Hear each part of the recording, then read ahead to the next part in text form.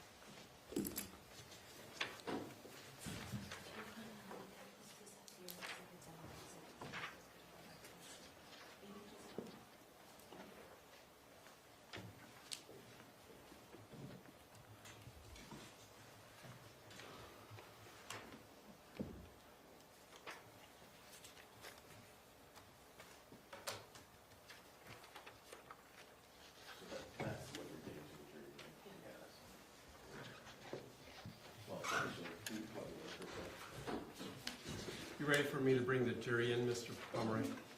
That's fine, Judge. Thank you. All right, let's bring in the jury, please, Ray.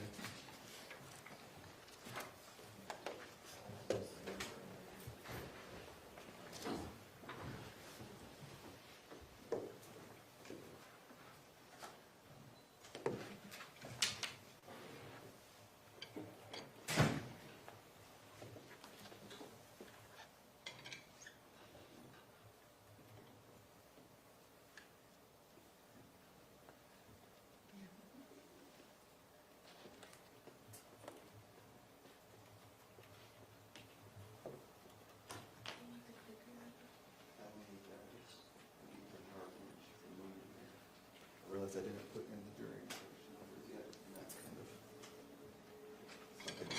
All rise for the jury.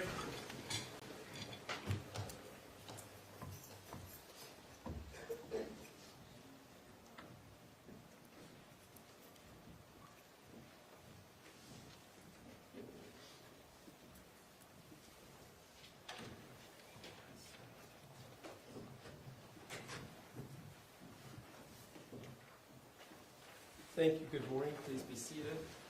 Ladies and gentlemen, the jury on your chairs are the jury instructions for the closing instructions for this trial.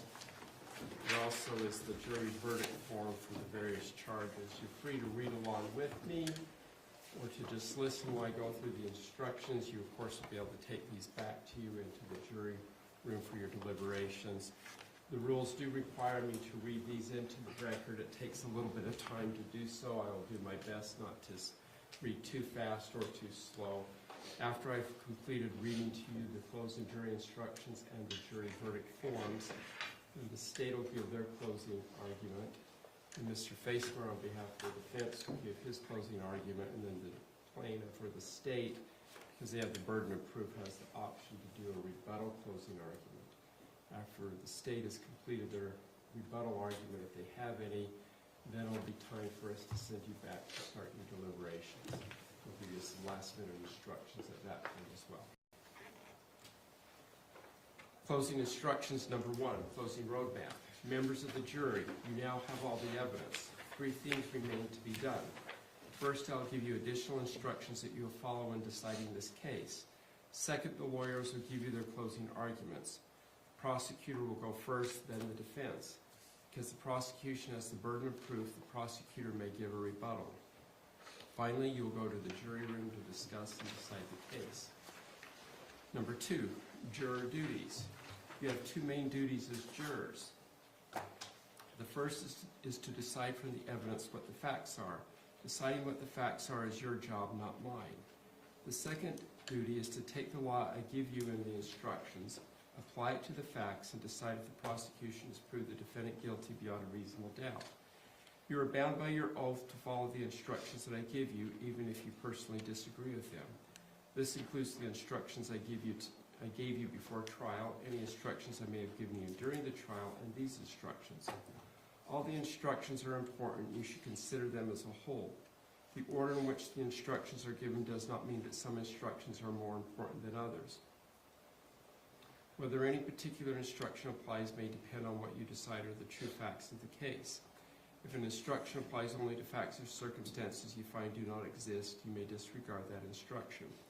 Perform your duties fairly. Do not let any bias, sympathy, or prejudice that you may feel toward one side or the other influence your decision in any way. You must also not let yourselves be influenced by public opinion. Number 3, closing arguments. When the lawyers give their closing arguments, keep in mind that they are advocating their views of the case. What they say during their closing arguments is not evidence. If the lawyers say anything about the evidence that conflicts with what you remember, you are to rely on your memory of the evidence. If they say anything about the law that conflicts with these instructions, you are to rely on these instructions. Number 4, legal rulings. During the trial, I've made certain rulings. I made those rulings based on the law and not because I favor one side or the other. However, if I sustained an objection, if I did not accept evidence offered by one side or the other, or if I ordered that certain testimony be stricken, then you must not consider those things in reaching your verdict. Number 5, judicial neutrality. As the judge, I am neutral. If I've said or done anything that makes you think I favor one side or the other, that was not my intention. Do not interpret anything I've done as indicating that I have any particular view of the evidence or the decision you should reach. Number 6, evidence closing. You must base your decision only on the evidence that you saw and heard here in court. Evidence includes what the witnesses said while they were testifying under oath and any exhibits submitted into evidence. Nothing else is evidence. The lawyer's statements and arguments are not evidence. Their objections are not evidence. My legal rulings and comments, if any, are not evidence. In reaching a verdict, consider all the evidence as I have defined it here and nothing else. You may also draw a reasonable inferences from that evidence. Number 7, items not admitted into evidence. Transcripts, police reports, or other written audio or visual materials may have been referenced during the trial, but not admitted as exhibits. It is common during deliberations for jurors to ask to review these materials or to have transcripts of what witnesses said during trial. These materials, other than what may have been admitted as exhibits, may not be requested as part of your deliberations. Number 8, witness credibility. In deciding this case, you will need to decide how believable each witness was. Use your judgment and common sense. Let me suggest a few things to think about as you weigh each witness's testimony.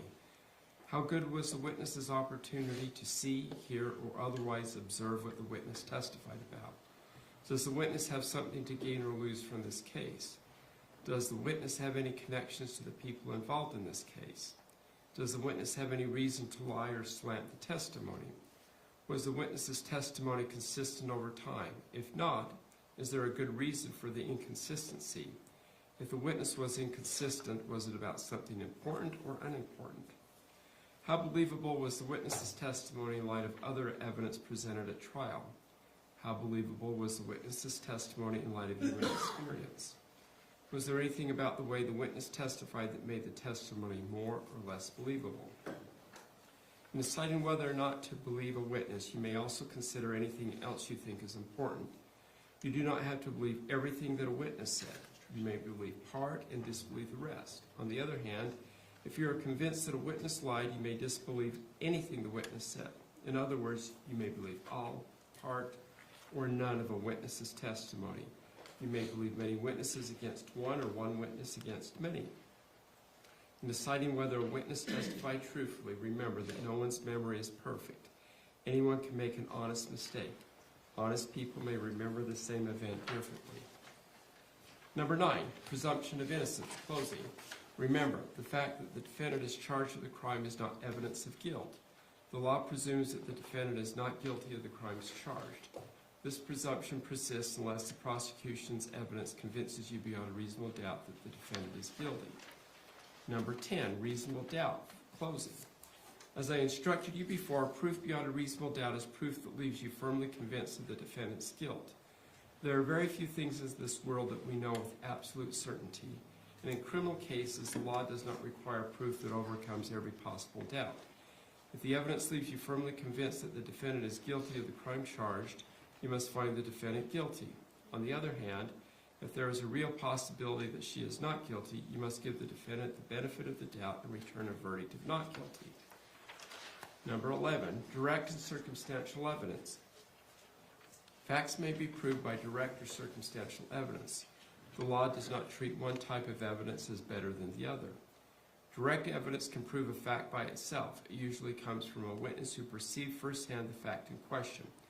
For example, if a witness testified he looked outside and saw it was raining, that would be direct evidence that it had rained. Circumstantial evidence is indirect evidence. It usually comes from a witness who perceived a set of related events, but not the fact in question. However, based on that testimony, someone could conclude that the fact in question had occurred. For example, if a witness testified that she looked outside and saw that the ground was wet and people were closing their umbrellas, that would be circumstantial evidence that it had rained.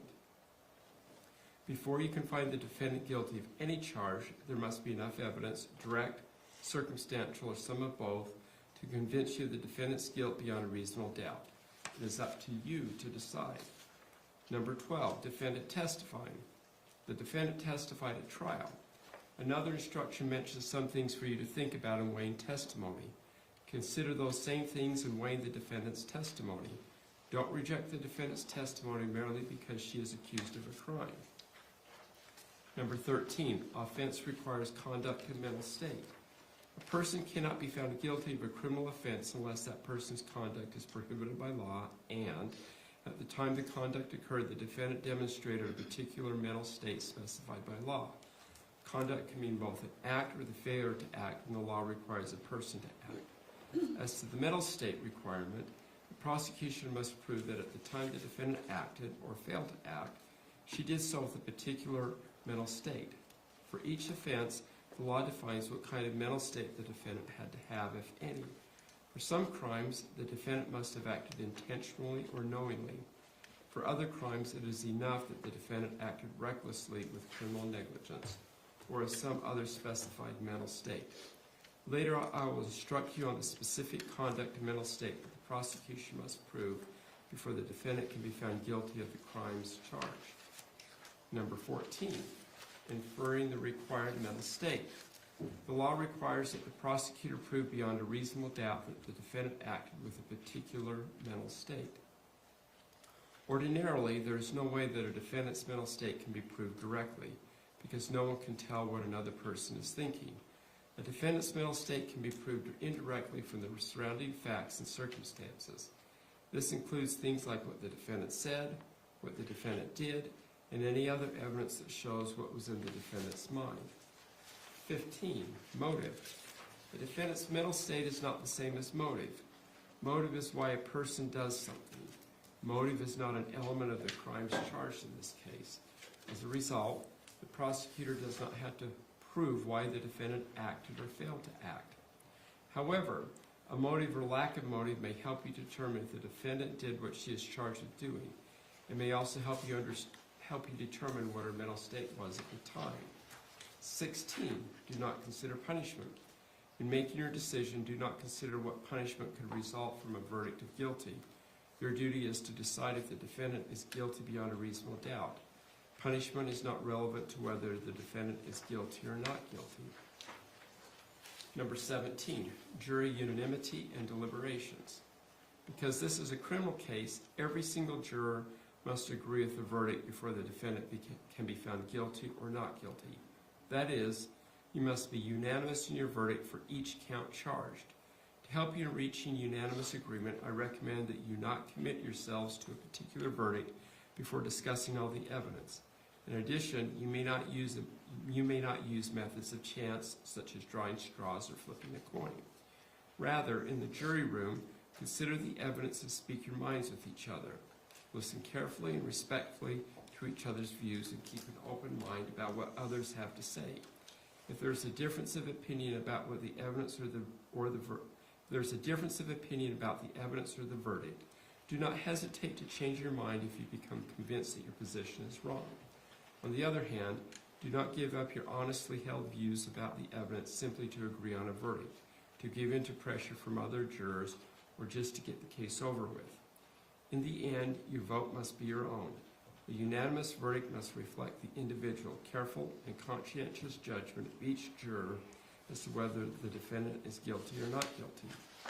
Number 18, foreperson selection and duties.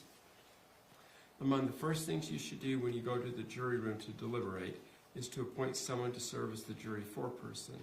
The foreperson should not dominate the jury's discussion, but rather should facilitate the discussion of the evidence and make sure that all the members of the jury get the chance to speak. The foreperson's opinions should be given the same weight as those of other members of the jury. Once the jury has reached a verdict, the foreperson is responsible for filling out and signing the verdict forms on behalf of the entire jury. For each offense, the verdict form will have two blanks, one for guilty and the other for not guilty. The foreperson will fill in the appropriate blank to reflect the jury's unanimous decision. In filling out the form, the foreperson needs to make sure that only one blank is marked for each charge. Number 19, jury questions during deliberations. These instructions should contain all the information you need to decide this case based upon the evidence. However, if you have a question or need clarification during deliberations, write a note and give it to the bailiff. I will review it with the lawyers. We will answer your question as appropriate. 20, deadlocked juries. The verdict must represent the considered judgment of each juror. In order to return a verdict, it is necessary that each juror agree. Your verdict must be unanimous. It is your duty to consult with one another and to deliberate. Your goal should be to reach an agreement, if you can do so, without surrendering your individual judgment. Each of you must decide the case for yourself, but do so only after impartially considering the evidence with your fellow jurors. Do not hesitate to re-examine your own views and change your position if you are convinced it is mistaken. But do not surrender your honest conviction as to the weight or effect of the evidence solely because of the opinion of your fellow jurors or just to return a verdict. You are judges of the facts. Your sole interest is to determine the truth from the evidence in the case. Number 21, fact versus expert witnesses. There are two types of witnesses, fact witnesses and expert witnesses. Usually a fact witness can testify only about facts that he or she can see, hear, touch, taste, or smell. An expert witness has scientific, technical, or other special knowledge that allows the witness to give opinion. An expert's knowledge can come from training, education, experience, or skill. Experts can testify about facts, and they can gain their opinions in their areas of expertise. You may have to weigh one expert's opinion against another's. In weighing the opinions of experts, you may look at their qualifications, the reasoning process the experts used, and the overall credibility of their testimony. You may also look at things like bias, consistency, and reputation. Use your common sense in evaluating all witnesses, including expert witnesses. You do not have to accept an expert's opinion. You may accept it all, reject it all, or accept part and reject part. Give it whatever weight you think it deserves. Number 22, law enforcement officer's testimony. You've heard the testimony of a law enforcement officer. The fact that a witness is employed in law enforcement does not mean that his or her testimony deserves more or less consideration than that of any other witness. It is up to you to give the witness's testimony whatever weight you think it deserves. Number 23, stipulation of fact. When lawyers agree that certain facts are true, it is called a stipulation of fact. You must accept any stipulated facts as having been proven. However, the significance of these facts, as with all other facts, is for you to decide. Number 24, multiple defendants or missing defendants. There has been evidence suggesting that persons other than other than the defendant may have been involved in the crime for which the defendant is on trial. Your duty in this case is to decide only whether the prosecutor has proven beyond a reasonable doubt the guilt of the defendant who is on trial. Number 25, separate consideration of multiple crimes. The defendant has been charged with more than one crime. It is your duty to consider each charge separately. For each crime charged, consider all the evidence related to that charge. Decide whether the prosecution has presented proof beyond a reasonable doubt that the defendant is guilty of that particular crime. Your verdict on one charge does not determine your verdict on any other charge. Number 26, date or time of offense is not an element. The state has alleged that the defendant committed the charged offense on or about certain dates. The exact date is not an element of the offense which the state must prove beyond a reasonable doubt. 27, usual and ordinary meanings instruction. Unless these instructions give a definition, you should give all words their usual and ordinary meanings. Instruction 28, mental states defined intentionally.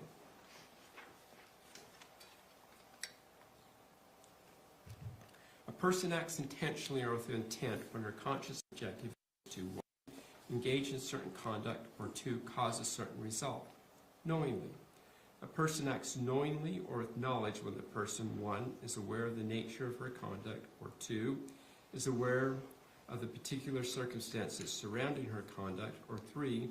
Is aware that her conduct is reasonably certain to cause a particular result. Recklessly. A person acts recklessly when she is aware of a substantial and unjustifiable risk that 1. Certain circumstances exist relating to her conduct, but she consciously disregards the risk and acts anyway, or 2. Her conduct will cause a particular result, but she consciously disregards the risk and acts anyway. The nature and extent of the risk must be of such magnitude that disregarding it is a gross deviation from what an ordinary person would do in that situation. Conduct means either an act or an admission. Number 29, inferring intent. The intent with which an act is done denotes a state of mind and connotates a purpose in so acting. Intent being a state of mind is seldom susceptible of proof by and positive evidence and must ordinarily be inferred from acts, conduct, statements, and circumstances. Thus, you would be justified in inferring that a person must have intended the natural and probable consequences of any act purposely done by her. 30. Party liability, definition of party to the offense. A person can commit a crime as a party to the offense. In other words, a person can commit a criminal offense even though she did not personally do all the acts that make up the offense. Here, Tracey Marie Grist is charged in count 1, 3, 4, and 5 as a party to the offense. Before a person can be found guilty as a party to the offense, you must find beyond a reasonable doubt that 1. Tracey Marie Grist had the mental state required to commit the charged offense, and 2. Tracey Marie Grist, A, directly committed the charged offense, or B, intentionally, knowingly, or recklessly solicited, requested, commanded, or encouraged another person to commit the charged offense, or C, intentionally aided another person to commit the charged offense, and 3. The charged offense was committed either by Tracey Marie Grist or Kevin Ellis or another person. 31. Elements of the charged crime, count 1, murder. The defendant, Tracey Marie Grist, is charged in count 1 with committing murder. You cannot convict her of this offense unless, based on the evidence, you find beyond a reasonable doubt each of the following elements. 1. Tracey Marie Grist is a party to the offense. 2. A. Intentionally or knowingly caused the death of Matthew Restelli, or B. Intending to cause serious bodily injury to another, Tracey Marie Grist committed an act clearly dangerous to human life that caused the death of Matthew Restelli, or C. Acting under circumstances evidencing a depraved indifference to human life, Tracey Marie Grist engaged in conduct which created a grave risk of death to another and thereby caused the death of Matthew Restelli. After you carefully consider all the evidence in this case, if you are convinced that each and every element has been proven beyond a reasonable doubt, then you must find the defendant guilty. On the other hand, if you are not convinced that one or more of these elements has been proven beyond a reasonable doubt, then you must find the defendant not guilty. Number 32, definitions applicable to count 1 murder. Bodily injury. Bodily injury means physical pain, illness, or any impairment of physical condition. Serious bodily injury. Serious bodily injury means bodily injury that creates or causes serious permanent disfigurement, protracted loss or impairment of the function of any bodily member or organ, or creates a substantial risk of death. Number 33, definition/explanation of depraved indifference. A person is guilty of murder if, acting under circumstances that demonstrate a depraved indifference to human life, she knowingly engages in conduct that creates a grave risk of death and in fact causes the death of another. Depraved indifference to human life means an utter callousness towards the value of human life and a complete indifference as to whether the actor's conduct will create a grave risk of death to another. To act with depraved indifference, the actor must do more than act recklessly. However, she does not have to have a conscious desire to cause death, nor does she need to be aware that the conduct is reasonably certain to cause death. In the context of depraved indifference, murder knowingly means that the person knew the nature of her conduct, that the conduct created a risk of death, and that the risk of death was grave. A grave risk of death means more than a substantial and unjustifiable risk. There must be a high likelihood that death will result. In order to find depraved indifference, you must evaluate all the circumstances surrounding the death from the standpoint of a reasonable person in the actor's position. In evaluating the evidence, you should consider the following factors. 1, the social value of the defendant's conduct. 2, the magnitude of the risk. 3, the defendant's knowledge of the risk. And 4, any precautions taken by the defendant to minimize the risk. Number 34, elements of the charged crime count 2, conspiracy to commit murder. The defendant, Tracey Marie Grist, is charged in count 2 of committing conspiracy to commit murder. You cannot convict her of this offense unless, based on the evidence, you find beyond a reasonable doubt each of the following elements. 1, Tracey Marie Grist. 2, intended that conduct constituting the crime of murder be performed. And 3, agreed with one or more persons to engage in or cause the performance of the conduct. After you carefully consider all the evidence in this case, if you're convinced that each and every element has been proven beyond a reasonable doubt, then you must find the defendant guilty. On the other hand, if you are not convinced that one or more of these elements has been proven beyond a reasonable doubt, then you must find the defendant not guilty. Number 35, elements of the charged crime count 3, obstruction of justice. The defendant, Tracey Marie Grist, is charged in count 3 of committing obstruction of justice.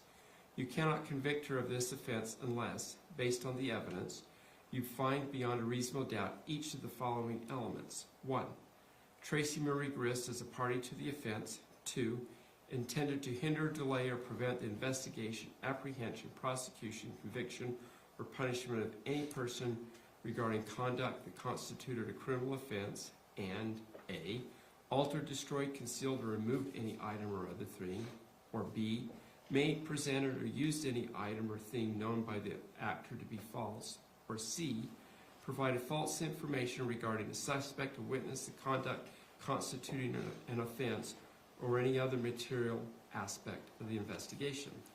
After you carefully consider all the evidence in this case, if you are convinced that each and every element has been proven beyond a reasonable doubt, then you must find the defendant guilty. On the other hand, if you are not convinced that one or more of these elements has been proven beyond a reasonable doubt, then you must find the defendant not guilty. Number 36, jury unanimity for obstruction of justice and the verdict form for count 3. Count 3 charges Tracey Marie Grist with obstruction of justice. The prosecution argues that the defendant may have committed the offense by 1, being a party to planting the knife in Matthew Restelli's hand, and or 2, making an untruthful statement to 911 or the police that Matthew Restelli had a knife before Kevin Ellis shot Matthew Restelli. You may not find Tracey Marie Grist guilty on this account unless you unanimously agree that the prosecution has proven that Tracey Marie Grist committed obstruction of justice in at least one of these specific ways, and you unanimously agree on the specific way in which the defendant committed the offense. If you find Tracey Marie Grist guilty of obstruction of justice, you must record on the verdict form which way or ways you unanimously agree she committed the offense. 37. Elements of the crime charged. Count 4, commission of domestic violence in the presence of a child. The defendant, Tracey Marie Grist, is charged in count 4 with committing to commission of domestic violence in the presence of a child. You cannot convict her of this offense unless, based on the evidence, you find beyond a reasonable doubt each of the following elements. 1. Tracey Marie Grist as a party to the offense. 2. Intentionally or knowingly committed murder. 3. In the presence of a child. And 4. Tracey Marie Grist and Matthew Restelli were cohabitants at the time of the offense. After you carefully consider all the evidence in this case, if you are convinced that each and every element has been proven beyond a reasonable doubt, then you must find the defendant guilty. On the other hand, if you are not convinced that one or more of these elements has been proven beyond a reasonable doubt, then you must find the defendant not guilty. Number 38, element of the crimes charged, count 5, commission of domestic violence in the presence of a child. The defendant, Tracey Marie Grist, is charged in count 5 with committing commission of domestic violence in the presence of a child. You cannot convict her of this offense unless, based on the evidence, you find beyond a reasonable doubt each of the following elements. 1. Tracey Marie Grist as a party to the offense. 2. Intentionally or knowingly committed murder. 3. In the presence of a child. And 4. Tracey Marie Grist and Matthew Restelli were cohabitants at the time of the offense. After you carefully consider all the evidence in this case, if you're convinced that each and every element has been proven beyond a reasonable doubt, then you must find the defendant guilty. On the other hand, if you are not convinced that one or more of these elements has been proven beyond a reasonable doubt, then you must find the defendant not guilty. Number 39, stipulation of fact regarding cohabitation. When lawyers agree that certain facts are true, it is called a stipulation of fact. You must accept any stipulated facts as having been proven. However, the significance of these facts, as with all facts, is for you to decide. The parties have stipulated that Tracey Marie Grist and Matthew Restelli were cohabitants at the time of the offense. Number 40, definitions applicable to counts 4 and 5, commission of domestic violence in the presence of a child. Child means an individual younger than 18 years old. In the presence of a child. In the presence of a child means A, in the physical presence of a child, or B, having knowledge that the child is present and may see or hear an act of domestic violence. Cohabitant. Cohabitant, as used in this case, means an individual who is 16 years or older who, 1, is related by blood or marriage to the other party as the individual's parent, grandparent, sibling, or any other individual related to the individual by consanguinity or affinity to the second degree. As Instruction 39 provides, the parties have stipulated that Tracey Marie Grist and Matthew Restelli were cohabitants at the time of the offense. Instruction number 41, special verdict form for cohabitation.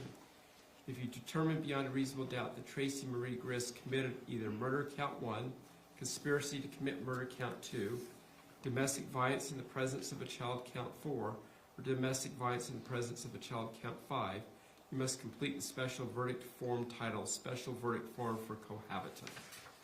Number 42, jury unanimity, multiple offenses with identical elements. The prosecution is charged in count 4 and count 5 that Tracey Marie Grist committed commission of domestic violence in the presence of a child multiple times. Although each of these counts has similar or identical elements, you must consider each count separately and render unanimous agreement on whether Tracey Marie Grist is guilty or not guilty of each individual count. You may not find the defendant guilty of any count unless you unanimously agree the prosecution has proven the specific act in the elements of the offense for each count, and you unanimously agree the prosecution has proven all other elements of the count. You may find the defendant guilty of all of these counts, none of these counts, or only some of these counts, but for each count your decision must be unanimous. In this case, count 4 is based on the alleged conduct of committing the offense in the presence of SR. Count 5 is based on the alleged conduct of committing the offense in the presence presence of CR. I'll now read to you the various verdict forms. In the 4th District Court, Provo, Utah County, State of Utah Plaintiff versus Tracey Marie Grist, Defendant. Verdict form for Count 1, case number 2411-01170, Judge Roger W. Griffin. As to Count 1, we, the jury, impaneled in the above entitled cause, find the defendant as to Count 1, murder as charged in the information, blank guilty or blank not guilty. And then below that is a line with the jury foreperson. The jury foreperson will select the correct answer and then sign their name and put their juror number by their name. The next jury verdict form. In the 4th District Court, Provo, Utah County, Utah, State of Utah versus Tracey Marie Grist. Verdict form for Count 2, case 2411-01170, Judge Roger W. Griffin. As to Count 2, we, the jury, impaneled in the above entitled cause, find the defendant as to Count 2, conspiracy to commit murder as charged in the information, blank guilty or blank not guilty. Then a signature line for the jury foreperson. Similarly, you should check the right box for the jury's decision, sign, and put your jury number next to your signature.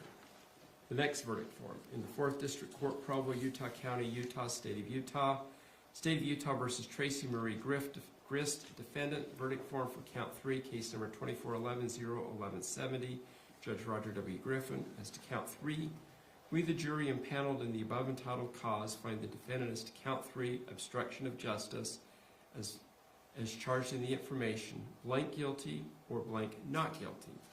Further, having found the defendant guilty, we unanimously find, and you mark all that apply and leave blank if the defendant is found not guilty.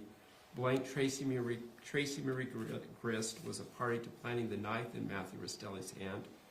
Tracey Marie Grist made an untruthful statement to 9/11 or the police that Matthew Restelli had a knife before Kevin Ellis shot Matthew Restelli, blank foreperson. Similarly, we'll check the right box, guilty or not guilty, and then after making that decision, you'll move down following the instructions and check a box as applicable or a line for the next section, and then sign and put your juror number.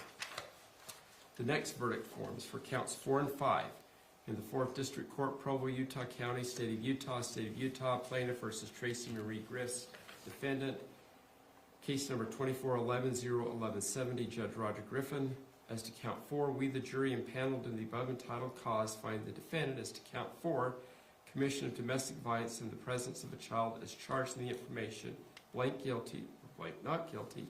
As to Count 5, we, the jury, impaneled in the above entitled cause, find the defendant as to Count 5, commission of domestic violence in the presence of a child as charged in the information, blank guilty or blank not guilty, and then the signature line. Once again, the jury foreperson will select the correct answer for each count, then sign and put their juror number next to their signature. Then we have the special verdict form. In the 4th District Court, Provo, Utah County, State of Utah Plaintiff versus Tracey Marie Grist, Defendant. Special verdict form for cohabitation, case number 2411-01170, Judge Roger W. Griffin. As to Count 1, 2, 4, or 5, we, the jury impaneled in the above entitled cause, find at the time of the offenses in Count 1, 2, 4, or 5 that Tracey Marie Grist and Matthew Restelli were blank cohabitants or blank not cohabitants. Following the instructions, select the right answer, then the jury foreperson will sign and put their name and their jury number on that line. That concludes the final jury instructions. Mr. Pomeroy, I believe you have the state's closing. Thank you, Your Honor. It's not already maybe published to the jury.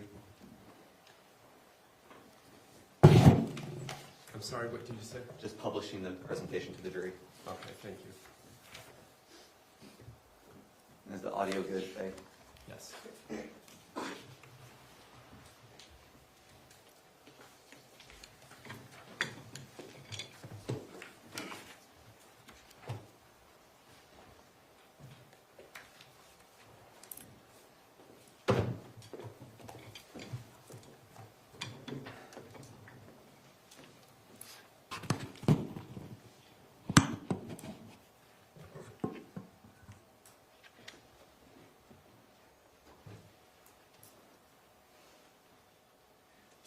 Kevin Ellis pulled the trigger but Tracey Grist killed Matthew Restelli.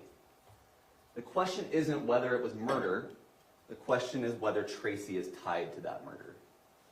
Under the law, a person is guilty of a crime if she intentionally helps bring it about, if she solicits it, if she encourages it, if she helps it to happen. She doesn't have to pull the trigger to be a murderer. So again, Kevin shot, but Tracey is a murderer. Fueled by her hate for Matthew, inspired by her interest in true crime, Tracey planned and executed a knockoff of the Donna Adelson conspiracy. After all, as Tracey herself put it, sometimes you have to color outside the lines. Now, in this conspiracy, Kate and her kids were the motive, Kevin was the means, and Tracey was the mastermind, the manipulator. Let's briefly address each of those three. Start with the motive. Kate was unhappy in her marriage. She viewed it as loveless. She had already moved on to other men. She wanted a divorce and custody of her kids. But when she ran away to Utah, a divorce attorney told her it wouldn't be so easy. As she put it in a text to her friend, she felt both hopeless and fucked. Tracey too gained a motive by this turn of events. Remember what Matt texted her after she convinced Kate to skip town on him. You infected Kate with the need to leave California. I will not forget your involvement in this. Enjoy your short time with them. You will not be welcome in our house again. If you don't text me the address where his children were, I will be calling the sheriff for kidnapping. Tracey not only hated Matt, but feared that if he remained in the picture, she would lose at least some level of access to her daughter and her grandchildren.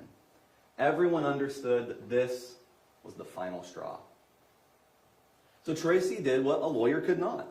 She copied an idea, a way out of the marriage with no California court, no sheriff, no shared custody, and no loose ends. It would kill Matthew. The means. Kevin's role in Tracey's plan was to shoot Matthew. He shot Matthew 7 times. 3 times in the back. Mere seconds after Matthew had come into the home, an expected and invited guest. Kevin and Tracey then waited 8 minutes after the shooting before calling 911. Time sufficient to make sure that Matthew was truly dead. Time to plant the knife.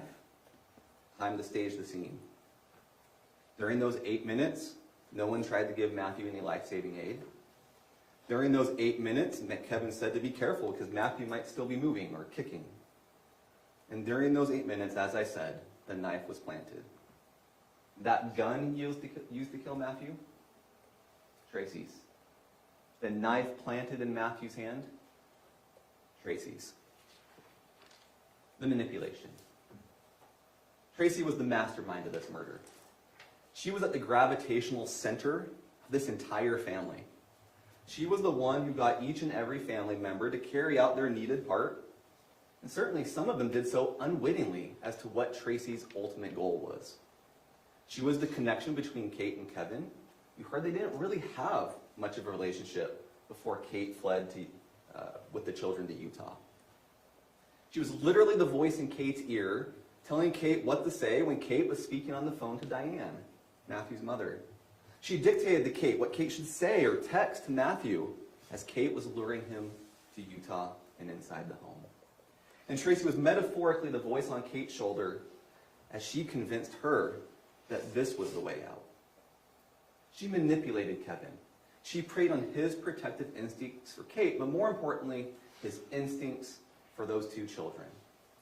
She pressured him into ambushing, shooting, and killing Matthew. So she manipulated Rachel to get Rory and Jake out of the house so they wouldn't be witnesses. She manipulated Rachel to be the lookout, feed updates as Matt drove to Utah. Remember the messages Rachel sent both Kevin and Tracey just a few minutes before the murder? Orem, find my. She was also the one who had Rachel tell Tim he wouldn't be needed that night. Why not? Because the plan Tim knew about, just to be the peacemaker, to be a presence during a conversation, that had changed. Tim wouldn't be needed to keep the peace because Tracey didn't need him to keep the peace. She didn't want him to keep the peace. She intended for Kevin to shoot Matthew, and the fewer witnesses, the better. And Tracey worked with Tara Lynn to help plant a false story of reconciliation in their text messages, presumably for the police to find. You saw Kate testify. She may have wanted Matthew out of the picture. But we can be real. We can use our common sense. It was obvious that Kate was not capable of planning or carrying out this murdering conspiracy by herself. You heard Kevin's word. Whose idea was this? It's Tracey's idea. At the beginning of this trial, my colleague asked you to follow the evidence. Not what he said, not what opposing counsel said, not what I say, but what the evidence says. He asked you to consider several questions as you sat throughout this trial. Did Tracey Grist cause the death of Matthew Restelli? Did Tracey agree with Kathryn and or Kevin to kill Matthew? Did Tracey help plant the knife or plant the knife? In a moment, we will review the evidence together to see what answers it gives us to these questions. But first, I want to review just a few of the instructions Judge Griffin just gave you, because the law he gave you will help you determine which narrative is letting the facts speak for themselves, and which narrative is distorting the facts to fit a story that does not reflect the reality of what happened.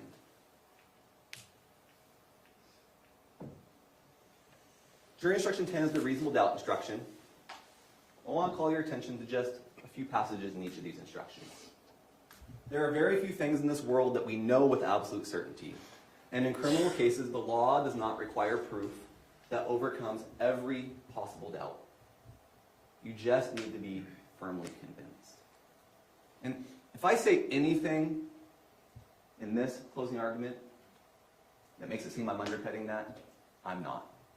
If I say anything, a slip of a tongue that makes it seem like I'm shifting the burden to the defendant, I am not. She has no burden. The state has the burden. But be clear on what the burden is. You only have to be firmly convinced, not beyond a shadow of a doubt or some other standard. What is evidence? Evidence includes what the witnesses said while testifying under oath, and any exhibits admitted into evidence, as noted. The lawyer's statements, the arguments, those are not evidence. But this is important. This is what I want to draw your attention to. You may draw all reasonable inferences from that evidence. And there are many reasonable inferences for you to draw in this case. You may ask, is some evidence better than other evidence? Facts may be proved by direct evidence or circumstantial evidence. The law does not treat any one type of evidence better than the other. It's for you to apply your judgment and common sense on how you wish to weigh the evidence. Similarly, how do you decide if a witness is credible? I obviously couldn't put the entire instruction on here, but the key passages. Use your judgment and common sense. You may consider anything that you think is important in weighing the credibility of witnesses. And this is key. You may believe all, part, or none of a witness's testimony. With at least 2 witnesses, there are reasons to believe only parts of what they told you. We'll come back to that. Now, what must be proven? Now, this is just a summary. When we get to it, when you get to the deliberation and later in the argument we discuss it, use the actual instructions. This is just a summary to help us for the moment. I want to call your attention to the 4 different charges. One of them, domestic violence in the presence of a child, there's 2 counts for each of the 2 children. But you'll notice that murder, as a party to the offense, did Tracey Grist cause the death of Matthew? Obstruction, as a party to the offense, did Tracey plant the knife or make an untruthful statement to police or 911? Domestic violence in the presence of a child, as a party to the offense, did Tracey Grist commit the murder in the presence of the children? And then conspiracy is slightly different. Tracey Grist, intending that the crime be performed, agreed with 1 or more persons to engage or cause the performance. 3 of these charges have that language as a party to the offense. And that's important to look at for a moment. What does that mean? How can you be a party to the offense? If she has the mental state required for the offense, that's something the instruction will tell you a little bit more about in a moment. If she directly commits it, or if she solicits it, or requests it, or commands it, or encourages it, or intentionally aids it, she's just as guilty as the person who actually did it. So if she solicited, requested, commanded, encouraged, or aided Kevin in shooting Matthew, she's guilty of murder. The same for the obstruction, and the same for the domestic violence in the presence of a child. Now, with this law in mind, I want to review the facts together with you. And in these facts, we will see, as surely as the day is long, that Tracey Grist is not just a party to the offense, but the key party to the offenses of murder and obstruction and conspiracy and domestic violence in the presence of a child. Now, we admitted a lot of exhibits in this case, a substantial amount.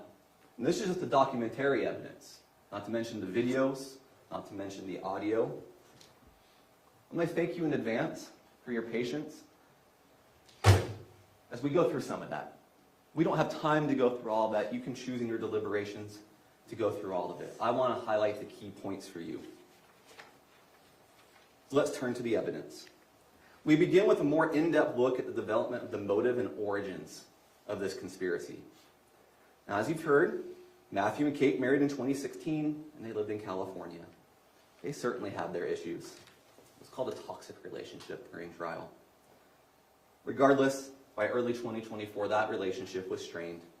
Kate was unhappy. She viewed it as loveless. She had already had an affair, or as she called it, stepping out on the marriage. And that was a point of conflict between her and Matthew. You saw the evidence. In January 2024, Kate confided to her mother that she wanted out of the marriage. They've been fighting so much. I want out. By May, texts between Kate and Tracey again reflect continued frustration and unhappiness. I hate my life. Hate that I have kids with Matt.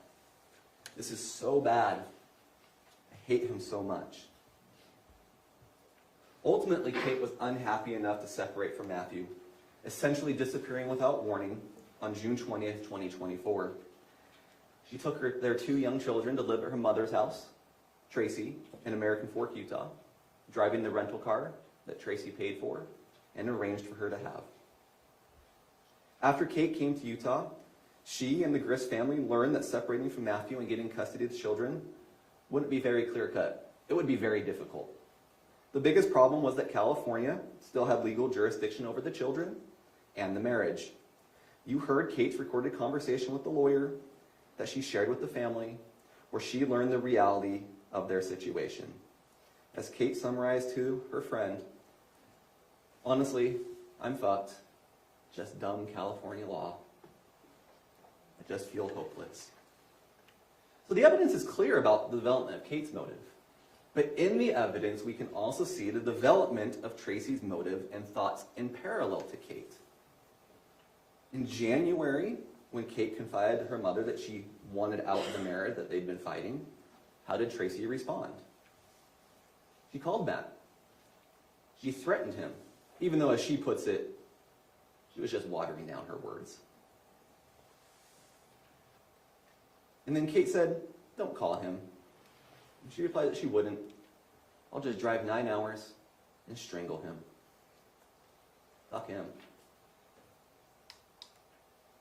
By May, Kate had again confided that she hates her life. This was May 22nd. And the next day, Tracey searches the web for mountain lion. Searches the web for this. What scent attracts mountain lions to human? Tracey says, this is just a joke. I don't know about you. I've never had Google laugh at one of my searches before. This was for her and her alone.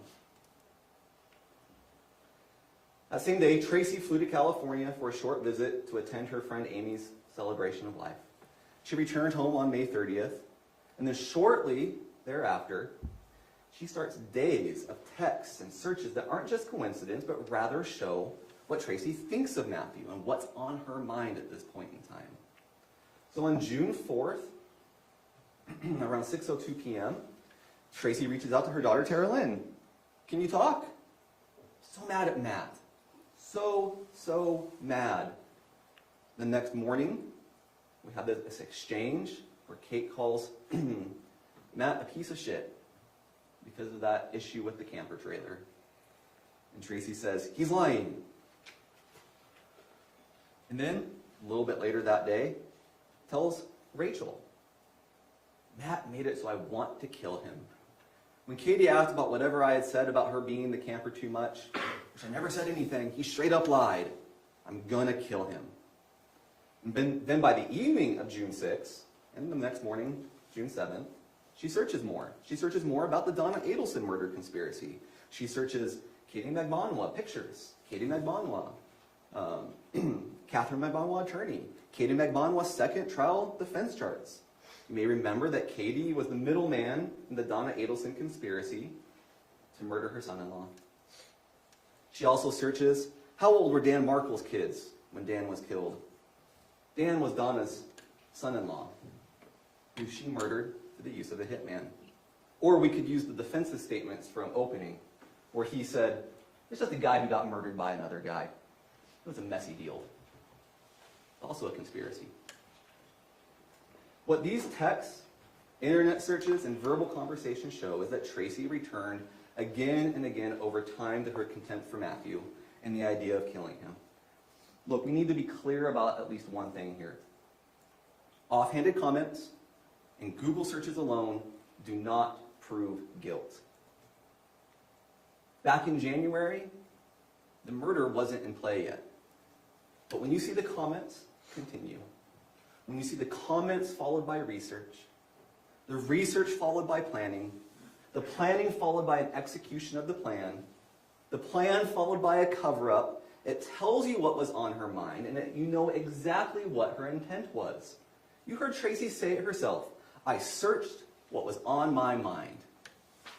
And Matthew's death was on her mind. Moreover, Tracey's feelings influenced the entire family. Let's take one example. From June 16th. This is where Tara Lynn and Rachel have a conversation. Tara Lynn, referring to her husband, asking Rachel, he wants to know if you shot your .380 yet. Rachel says, no. Unfortunately, kids make it hard to get out and go shooting. Ha ha. We need to coordinate with Mom and take it out before any chance of Matt coming. LOL. There's a phrase called kidding on the square. I don't know if you've heard it before. It's a communication style where it allows someone to convey a sincere opinion under the guise of humor. It can give you plausible deniability. I was just kidding. I was just joking about what I said. But what such joking does, when it's repeated time and time again, is to normalize violence. It desensitized the family to the idea of killing Matt. It dehumanized Matthew, that they routinely joked about killing him.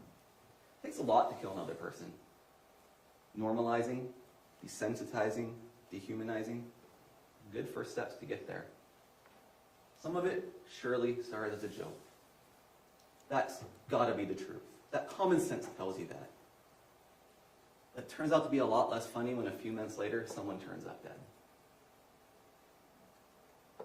With this understanding of Tracey's mindset towards Matthew, consider what happened once it was decided that Kate would leave Matthew and come to Utah. So on June 16th, the arrangements were made for Kate to come to Utah. Tracey got her on the credit card, they made the bedroom plan, etc., etc. At nearly exactly the same time, Tracey makes the following search. Utah, shoot, break in. She said, the autocorrect must have spelt it wrongly. Use your common sense. Autocorrect doesn't fill in misspellings. This was an intentional search by Tracey. And then a few hours later, she searches how to file for a divorce, how to establish Utah residency. On the 20th, Kate then came to Utah. And as a result of her coming to Utah, we have the final text conversations between Matthew and Tracey. The ones where Matt texted Tracey after she helped Kate skip town on him. These statements. The ones where he says that you infected Kate. The one where he says, enjoy your short time with them. The one where he threatens to call the sheriff for kidnapping. And we can see as a result of this exchange exactly how Tracey became concerned about what had happened, about what she had done, about the legal implications of bringing Kate and the children to Utah. For what we will see is not a temporary breather, but a permanent break. Because the next morning on June 22nd, she makes 16 searches related to child custody, the legal implications, and parental kidnapping. Now, what did Tracey learn from all these web searches? We can infer, remember the instructions, you can make reasonable inferences from the evidence, that she learned exactly what the lawyer told Kate on July 11th. California still had jurisdiction. Jurisdiction for the divorce, jurisdiction for child custody, and there was no way Kate was going to get sole custody of the kids in Utah. And now, at this point, after that, Kate had very real reason to fear losing at least some access to her daughter and her grandchildren. There was the lawyer call on July 11th at 3:29 p.m. Lasted approximately 31 minutes. What did Tracey search at 4:39 p.m.? When was Donna Adelson arrested? So approximately 40 minutes after the lawyer call ended, Tracey is researching how long it took Donna Adelson to be arrested for getting rid of her inconvenient son-in-law by murdering him during a custody dispute. Is it a coincidence? If you still have any lingering doubt that Tracey didn't know exactly what was going on with the lawyer or wasn't controlling absolutely everything and everyone in this family, remember her conversation with Tara Lynn from before the lawyer meeting. Tara, call Kate. Help her with what to say to the lawyer. She's happy about not going back, and she needs to take legal steps now. School starts soonish, July 1st. Does this sound temporary to you? Tracey knows Kate isn't going back, even if she testified otherwise. She directs both Tara and Kate on what to do. And let's be real, kids don't need to be registered for school in Utah if they're going home to California. What else Tracey say? The next day, I'll listen to the lawyer call and report. So what do we know? We know in Tracey's own words that she had contempt for Matt, hated Matt, disliked Matt. Use your adjective of choice.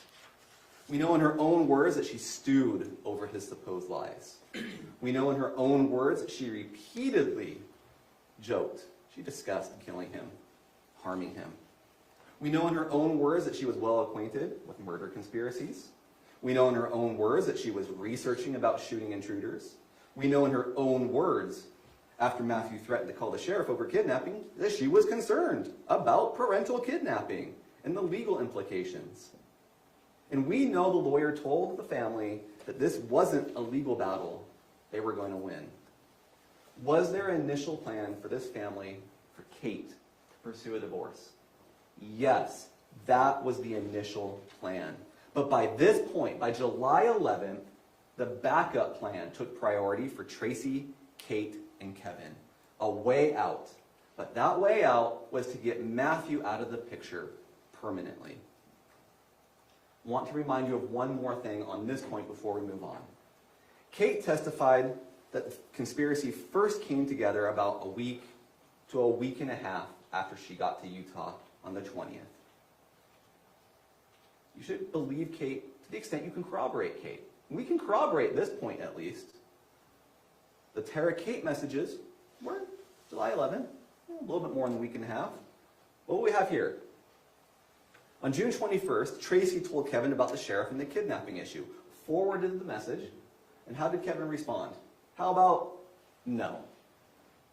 They're not worried about Kevin. Sorry, they're not worried about Matt. And on the 26th, Kate texts Kevin, what day are you coming back? Wondering for Olaf. Nickname for Matt. If I have to rush back, I can make that happen. June 29th, that week to week and a half. What did Tracey tell her sister and her brother? I want him to show up. He still thinks it's only for another week. And of course she wanted him to show up. You can't remove Matt from the equation if he's not there. In the end, whatever the exact moment was that the plan came together, whatever the exact moment the agreement was made, after the afternoon of July 11th, the die were cast. The loose strands of Tracey's ill will towards Matt, the lingering thoughts of harming him, the inspiration from another murder case, were woven together in that final day and a half into a conspiracy that culminated when Kevin shot Matthew. And if you believe at any point in time, whether it was an hour, a day, or a month before the murder, that there was an agreement, that is conspiracy, and Tracey is guilty of the conspiracy and the murder.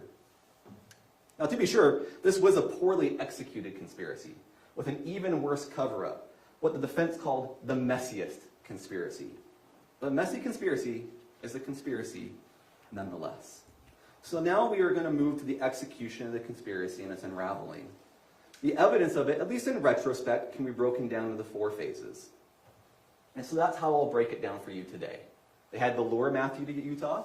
They had to funnel him or get him inside Tracey's home. They had to ambush him and cover it up. So phase 1, luring Matt to Utah. We've already acknowledged this. For this to work, Matt has to come to Utah. But we also know Matt doesn't want to drive out to Utah. Kate had come to Utah under that guise of the temporary breather. Matt wanted Kate and the kids to come home to California and tried to assist Kate in coming without him traveling too. Matt, as you can see in these exhibits, this is what this is talking about, had arranged for the rental car and given her $600 so she could rent the car and drive back to California. So this was on the 11th that Matt had actually taken these steps, for Kate to come to him and not vice versa. But then Kate and Tracey worked together to create excuses as to why Kate couldn't drive to California and Matt had to come to Utah. They came up with at least 2 ruses that we know about, the sprained ankle ruse and the can't rent the car ruse, right? And so you can see on here the development, or not necessarily the development, but the evidence of the spraining of the ankle ruse. There's a discussion about the car rental and what does mama say? Plus, you're going to sprain that ankle.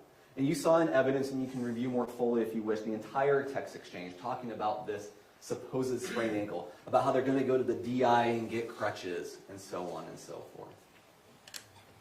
And then, again, later on, the can't drive with that angle comment. And further, the excuse of not being able to do it because of the out-of-state driver's license and credit card versus debit card issue. Throughout these messages, you can see that Tracey is in control of this. Not Kate. Tracey is directing this show. At Tracey's direction, not only did Kate convince Matt to drive to Utah, but she convinced him to drive the truck, one with the air tag in it. You heard a phone call in which Matt expressed concern about the truck breaking down and wanting to borrow the car. But Kate was insistent he had to drive the truck. We'll come back to that in a sec. That was Exhibit 13. It's around 10 minutes long, so I won't play the entire thing right now. But there's several quotes in there. One of them was, "You can't just roll the dice with the truck." Several times that Kate comes back and back, urging Matt to take the truck. And you know why, because the air tag that had been hidden inside the truck, in the bin, under the pile of trash. One Matthew didn't know was there, partially because of the trash, and partially because he had the Android phone and wouldn't see it. Now, Tracey, Kevin, Rachel, and Tara Lynn, unlike Matt, could and did track the air tag, including when Matthew came to Utah. We'll just go over a few examples. Right? Okay, so here is Tara Lynn telling Kate to hide the air tag in the truck. And we see the group message that was created between Tracey, Kate, Tara Lynn, and Rachel, where they're all tracking Matthew. Comments are made during this discussion. Well, you might break down the desert. Ha, ha, ha, ha. At least we can watch it. Well, watch it because they can track it. And that was Tara Lynn saying that. Rachel responds, at least we'll be able to track the truck as long as the air tag stays there. We have elsewhere, a few days later, Kevin tracking Matt, telling Kate, hey, the tag is still active. And here's a screenshot of his current location. Even Kelly, Tracey's sister, knows that she's tracking Matt. Have you been getting hits from the air tag in the truck? You can infer Tracey told her about it. Despite Kate convincing Matt to drive to Utah in this trackable truck, there was another problem. Matt was reluctant to come inside the house. There was a few reasons for this. One, he didn't want to turn off the truck because of the whole starter issue and the concern of would it turn back on. But the evidence also shows it was just because of what his purpose was. He just wanted to pick up the kids, get his little family, get them in the truck, and go home to California.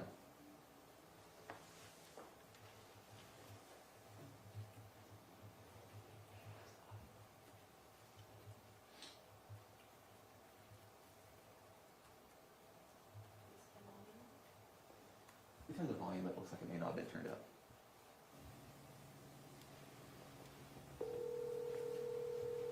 Yeah, what's going on? Good, how are you? Pretty good, what's going on? I just called to see how your drive is going. I'm just passing that abandoned water park. Oh, fun, cool. Yeah, I just like ran out looking at it. Yeah, my mom said if you're too tired, when you get here, that you can always sleep here. She said she'll keep her distance. She'll actually be asleep. Oh my gosh, I'm just not gonna talk, that's all. Okay, or if we want, we can get a hotel. She said she'll give us $100 towards it. No, it's not like that. I just wanna see my baby, see you. I brought my pillow and everything else. Right. So, I'm really worried about it. So, well, but what do you want to do? I want you to be comfortable. I will be, I just become Okay. once I have my family. Okay, well, good. Oh, I Okay, want. awesome. Yeah. So, cool. I'll just keep Awesome. trucking along here. The morning started with these text messages. Good morning, getting up and getting moving. Exciting for today. That's what Kate told him. He responds, I'm over the moon. Can't wait to hug and kiss you all. You have other phone calls in the record that you can listen to from the morning. That last phone call you just heard was at 2:20 in the afternoon. There's another one around 8:15 p.m. You can listen to all of them if you want. You'll notice Matt's not agitated. Matt's excited about seeing his family, seeing his baby, going home. Completely different than the testimony you heard from Tracey, that he was agitated, and that explains what happened. Not what explains what happened. Anyways, Matthew didn't want to go in Tracey's home. He didn't want that confrontation. He didn't want to turn off the car as we discussed. He just wanted to load quickly and go home.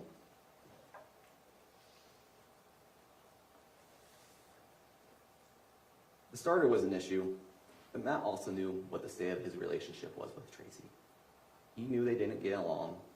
He knew, they each knew what the other thought of the other. So, we have these messages that clearly show how he feels. We've seen the messages from Tracey that clearly shows how she feels. Despite this, Kate repeatedly reassured Matt throughout the drive. She gave him the gate code. She told him the doors were unlocked. She put that cardboard out. She said she just heard Tracey would be asleep. One of the phone calls, she told him, just come right on in. The door is always unlocked. And Tracey was actually involved in these reassurances. We see that in the evidence. Here's just one example of it. Tell Matt, I'll stay away, and I'll be as sweet as candy. Tracey, who had for months belittled Matthew, for months threatened to kill him in these so-called jokes, made a threat to him over the phone, said fuck him, belittled him, said he didn't have the balls to do anything. Tracey, who had gotten Kate away from Matthew, is now encouraging Matthew to come inside the home without knocking, without hesitation. What's common sense tell you about that? Meanwhile, when this is all happening, the family is monitoring the AirTag. Now, you heard Rachel testify that she watched it at least 5 times that day. We know Tara Lynn and Rachel knew about it. Here is Rachel texting Tara Lynn a screenshot of Matt's location, to which Tara Lynn replies with an expletive, that's pretty far up there. We know Tracey was doing the same. Here's the text from Tracey to Kate with that same Apple AirTag that was being used to track him. Now, July 12th was a hive of activity amongst the family as preparations were made for his arrival. Throughout the day of the shooting, the family exchanged phone calls and messages, many of which discussed Matt. We have reconstructed, for this presentation, a timeline sourced entirely from the evidence in the trial of what all these people were doing on July 12th before Matthew's arrival. Now, I'm going to give you a note up front. This is a demonstrative. This has not been admitted into evidence. You don't get it during deliberations. So feel free to take any notes that you would like from this to cross-check those exhibits on what stands out to you. Now we have a little key. There's persons involved. Matt will be highlighted in this light purple color, Kate in yellow, Tracey in red, Tara Lynn in green, Rachel in blue, Kevin in orange. Aurora, Jake, and Tim don't appear very frequently, so they're just still on white. You'll understand it. And then the communication types also get colored. Text messages in black, phone calls in purple, Facebook Messenger, whether that be a text or a call, is in blue, and web searches are in green.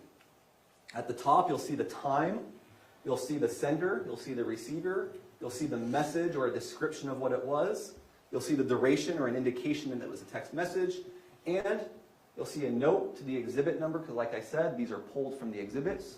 Feel free to refer to them during deliberations, should you so choose. So it starts out, good morning, Exhibit 8. We've already been over that text exchange. And then Tracey and Kate have this discussion about the rental car. Darn that rental place for not taking a debit card. Kate, I have to be more upset. Then they have a continued discussion about that. And then what was found on Kate's device, the audio recording that occurred sometime between 7:57 and 8:04. The recording where she goes up to Kevin, saying she needs to go make her story more believable or plausible, and that the kids know that she is upstairs. Kate then has a phone call with Tracey, then a phone call with Matt, and then we have some back and forth phone calls. Kate Tracey, Kate Matt, Tracey Tara Lynn Kate, Kate Tara Lynn. At this point,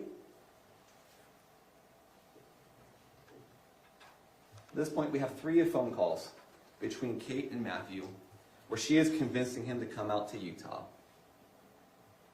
The first one, that's the one where you can't roll the dice, you heard the segment of. Go back and listen to the entire thing. The second one, Matt says he's not going to borrow a car. And by the third one, Matt says that he got the permit, he's going to be able to drive the truck out. And then right after that, Kate texts Tracey. He's going to drive out. So the plan worked. Matt's coming to Utah. And then what happens? Kate calls Tara Lynn. Tara Lynn calls Rachel. Rachel texts Tracey. Tara Lynn calls Rachel. Tracey texts Kate. I'll call you. Then Tracey, a little bit later, does call Tracey. Have you ever seen the third Lord of the Rings movie, Return of the King? Or is that one scene where they light the beacon tower and it just goes down the chain and each one gets lit in a row?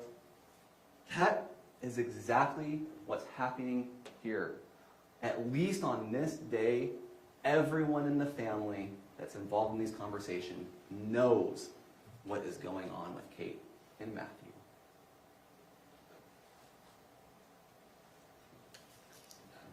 And then we have that text message we already looked at where Tracey shows the AirTag location. And then we have a phone call between Matt and Kate where Kate confirms that Matthew is coming inside. Yeah, probably just pull right up in front of the house, Yeah, I would slow it up. How long are you going to take? Like 15 minutes to load up? Yeah, not long at all. Yeah, I'm not trying to rush you. I just don't No. want to risk the truck. That's all, No, I get it. Yeah. You gonna come inside?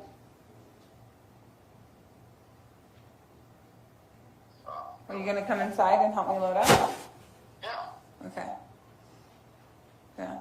The front door is always unlocked, okay? So that entire call is about 11 minutes, Exhibit 16. There's more to it. Those are some highlights. Then we get to lunchtime. We again have a flurry of calls back and forth. Or I guess I should say messages. Some of these are Facebook, some of these are phone calls, some of these are written communications. We see that Rachel sends the image of Matthew's AirTag. Carolyn, that's where she says that's pretty far up there. And then again, we have some flurry of overlapping phone calls and messages between Kate and Tracey and Rachel and Tara Lynn.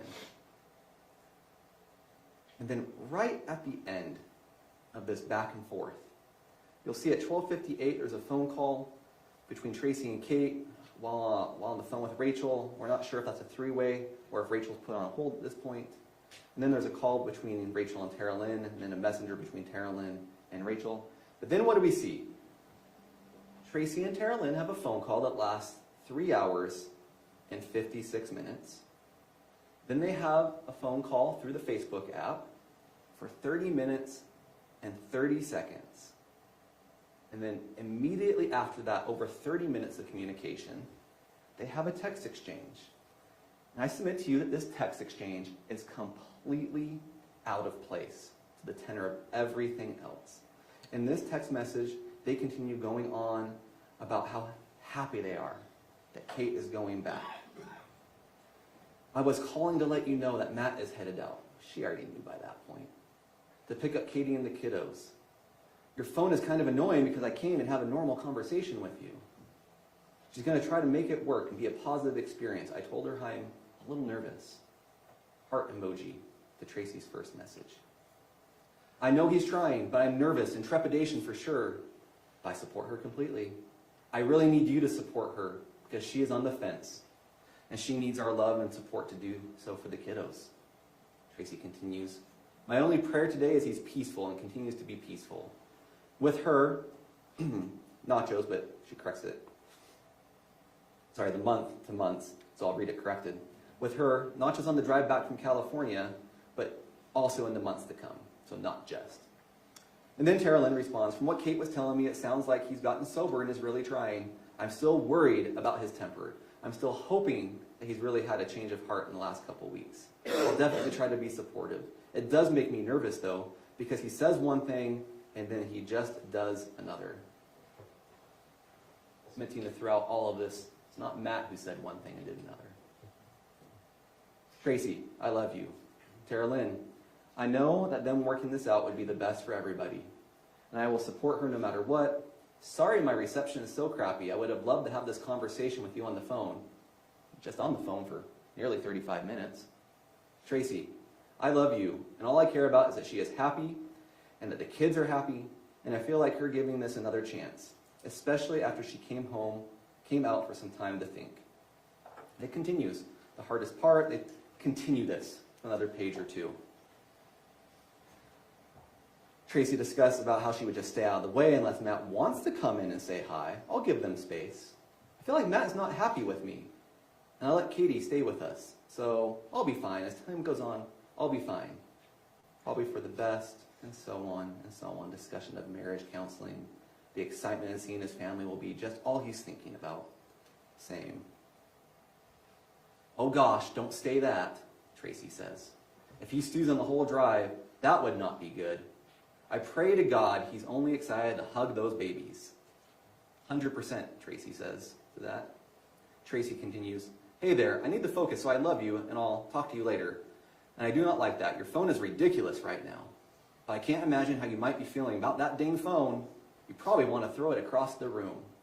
Tara Lynn, I know, I feel like you only want to see the good side of things sometimes. And I hope that you're right about that things go well. For real. I'll let you work. But thank you for taking the time to text with me. I feel so isolated with my reception being so expletive. We know she's free to use expletives in so many other communications. She edited this one for some reason. Yet one more reason to show this is a ruse, this is planted. Does anyone really believe this? This is completely incredulous. Here's another one that we know that they knew that Kate wasn't going back. Tell everyone not to engage with Matt. There won't be us after this deceptive mood. Great. That's kind of the plan, dude. That's kind of the plan, dude. There won't be us after this. Any event, after that additional ruse, Tracey and Kevin, quick phone call, they're meeting for sushi. Tracey immediately starts planting messages with Kate. What happened since the previous day? Why is she excited now about this? Well, they're excited because they lured Matt out to Utah. He's going to come in the house. So while Tracey is putting up this farce, Kate is relating information to Matthew. Tracey, you see her right there at 2:13 p.m., searches the "It's Happening" meme. What's happening? Why is she so excited? And well, again, Tracey is putting up this farce. Rachel is clearing the house. You can see that she calls Jake, she calls Tim, she calls Aurora, she calls them all off. Rachel and Jake live there, so just make sure they're not there. Tim, who was going to come over, hear his testimony, he was told not to come. And then we continue to see phone calls throughout the afternoon being exchanged, some of them missed, some of them connected. But what's most important is that Kate and Tracey continued the ruse of Kate going back to California and those messages to Matt. You heard about preparations, you heard differing reasons for the preparations, but we do agree that the children's toys were cleaned up and placed in another room. You see in the photos that the blanket was placed on the couch right next to where Matt was shot. And also during all these preparations, the family monitored Matt's location. Kate consistently told Matt that she loves him. She was excited, even though we know she had no intent to leave. Her bags were not packed. She's not leaving on a jet plane. She's not going to get in that car with him. And then at least 3 times in this last phone call at 8:13, Kate confirms, "You're going to come right in, though." That's Exhibit 18. And then Kate sends him the gate code. And then at 10:01 p.m., just minutes before Matt's arrival, Rachel texted Tracey and then Kevin and told them to look at the AirTag as Matt passed through Orem. So who's the first person she sent it to? Tracey. Who's the second person she sends it to? Kevin. But who is noticeably absent? Who does she not send it to? Kate. Kate, the one the family is supposedly worried about, the one who has an Android device, and so can only access it through the family or one of her kids' iPads, the one we're supposedly worried about if Matthew is truly dangerous, she's the only one left out of the loop. Now finally, one last point. You called me. Skip the wrong way. One last point before we move on. We color-coded this for you. And I'm going to go back to the beginning. And you'll see that Tracey is in red. There it is. Here's the beginning. Tracey's in red. There she is. There she is. There she is. There she is. There she is again. Tracey. Tracey everywhere. More Tracey.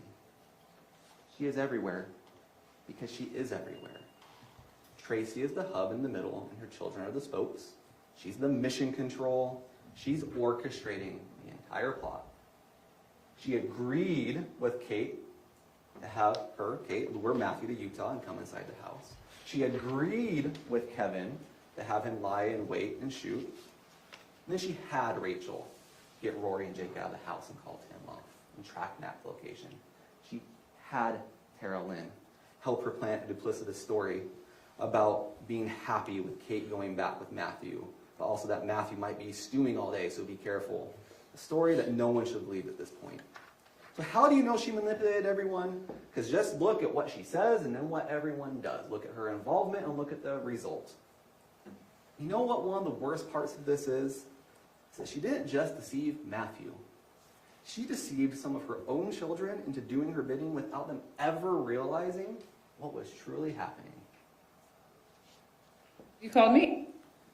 We're going to move on to the ambush, the phase 3 as I've divided this. So at 10:01 p.m., Matthew was in Orem. Within minutes, he arrived at American Fork. Just before 10:06, Matthew entered the gated community. Inside Tracey's home, Kate was upstairs with the children. Tracey waited in the kitchen, and Kevin had put on a holster and Tracey's gun in preparation for Matthew's arrival. There's really no other explanation for why he'd have the gun and holster on. 10 o'clock at night, inside his own home, safe, gated community. The explanation that you should infer is that he intended to use it, and that's why he had it on under those circumstances. And having been called off or sent away, no one else besides the two youngest children asleep upstairs were in the home. At 10:06 p.m., the neighbor's security camera recorded Matt's truck pulling up to Tracey and Kevin's home. It took around 30 seconds to park. The video at least lasts 30 seconds, and you see him at least stopping by the end of it. And then he gets out and goes in. At 10:07 p.m., there's the parked truck. At 10:07 p.m., within mere seconds of his entry, neighbors said they heard the gunshots from the home. Now, when you look and analyze the physical, the forensic, and the medical evidence altogether, it shows you what happened.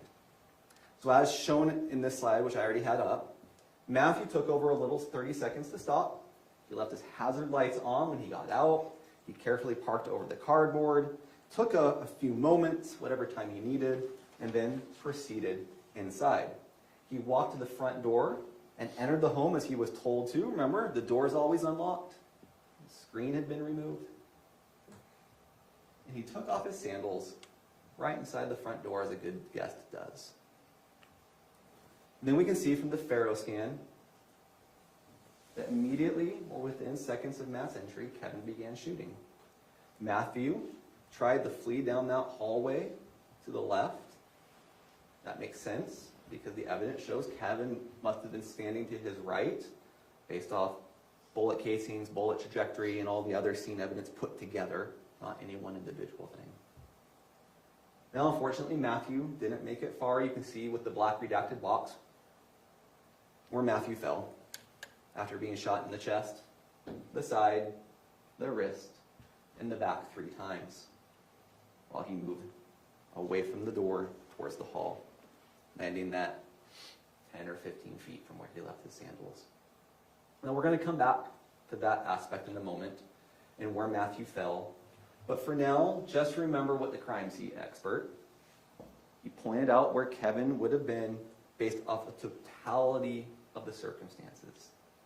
Casings, the bullets, the trajectories, and all that. And from his testimony, you may reasonably infer that this was an ambush. 10:06, you saw it on the video, 30 seconds, more time to get to the door, 10:07 shots fired. There wouldn't have been enough time for Kevin to run around to that garage and get that gun from the safe. There would not have been enough time for Matthew to walk around as it was described in some of the testimony. It was immediate or near immediate ambush. And that's the result. At 10:08 p.m., the neighbors who had heard the shots texted Tracey and asked if they were okay. At 10:09, no response. They called 911. Now, around this time, Kate, who had stayed upstairs with the kids, overheard Kevin say something to the effect to be careful, because he, being Matthew, might still be moving. Interestingly enough, that's one of the few things that Kate said that didn't have some form of independent or external corroboration until Tracey took the witness stand and said the same thing. So at least that part was true from her testimony. Tracey did not call 911 until more than 8 minutes after the shooting, 6 minutes after the neighbor had called. And by that time, police had already been dispatched and arrived 2 minutes into Tracey's call. Notice when they arrived, the lights were still off. No one in this 8 minutes turned on the lights. They were expecting him and didn't have the lights on awaiting him. Like I said, it was a bad cover-up to a bad conspiracy. We'll come back to that. In that 911 call, Tracey described Matt as armed with a knife, even though when she testified yesterday, she couldn't remember seeing the knife. To police who arrived, Kevin's first words were, "That guy had a knife and I was trailing off." These statements were not true. Matthew was not armed, he was not an intruder. Remember, he was invited, He was expected. He'd been tracked. The cardboard was out. He's given the gate code, specifically told to come in. Walk right in, because Tracey would be asleep. But she wasn't. And he did, to his death. This brings us to the cover-up, the obstruction, perhaps a better way to put that. First, there's the knife. Okay? As known in the 911 call, Tracey said Matthew had a knife. And then when police arrived, Kevin claimed Matthew had the knife. At the police station, Kevin reiterated Matthew had a knife. Tracey said the same thing at her interview at the police station. Hours later to the neighbor, Tracey also said Matthew had a knife. That's the story.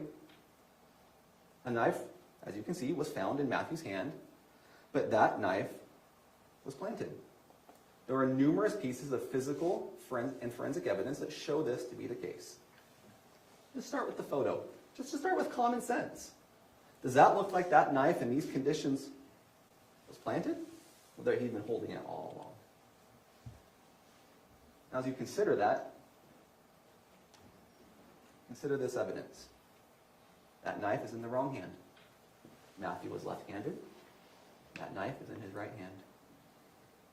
Second, the knife is in the wrong position. It's backwards in the wrong hand. So the blade is facing inward, and the spine of the knife is facing the fingers, with the finger grip facing the palm. Can I get that, please? So what I have here is not the actual knife. The actual knife is in that exhibit box. Remember, we showed it to you. You maybe saw the zip ties, because this evidence had DNA testing. You can't touch that. You can see it if you'd like. So we have brought in a demonstrative. This is you could call it a replica if you want. You could call it a facsimile. It's just another copy of that knife. You can see what it is, a tactical knife. You can see back here the spine. You can see right here the finger grip. And you can see how someone would naturally hold this knife if they were going to use it. But you can also see from that photo that that's not how the knife is being held in his hand. It's being held 180 degrees backwards, because it was planted in his hand.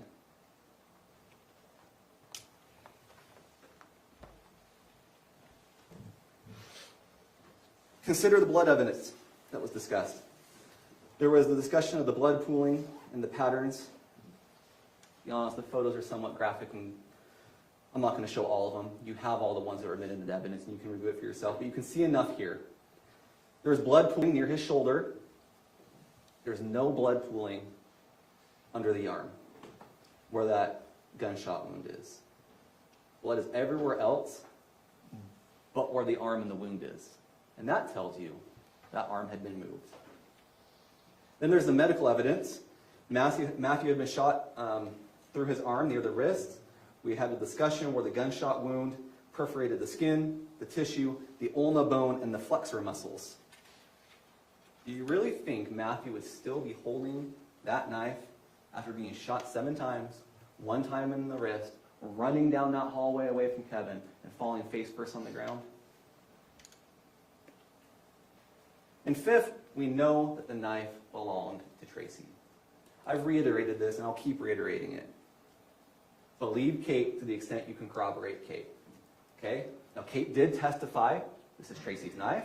She told you where it was hidden in the laundry room. She told you that she saw it beforehand. And how can we corroborate this? Well, we know it's an unusual knife. The detective discussed local stores don't sell this. We saw where Tracey gained access to it. Her friend Amy's husband, Pierre, had passed away, but he'd been getting these tactical mystery boxes from My Tactical Promo. And that Tracey, by being in the home multiple times, taking care of her friend Amy, had access to it. We learned in testimony that Tracey's not above taking things from Amy. We talked about the titles, right? So she had access, and she does that in another circumstance. So you can infer that she did it in this circumstance.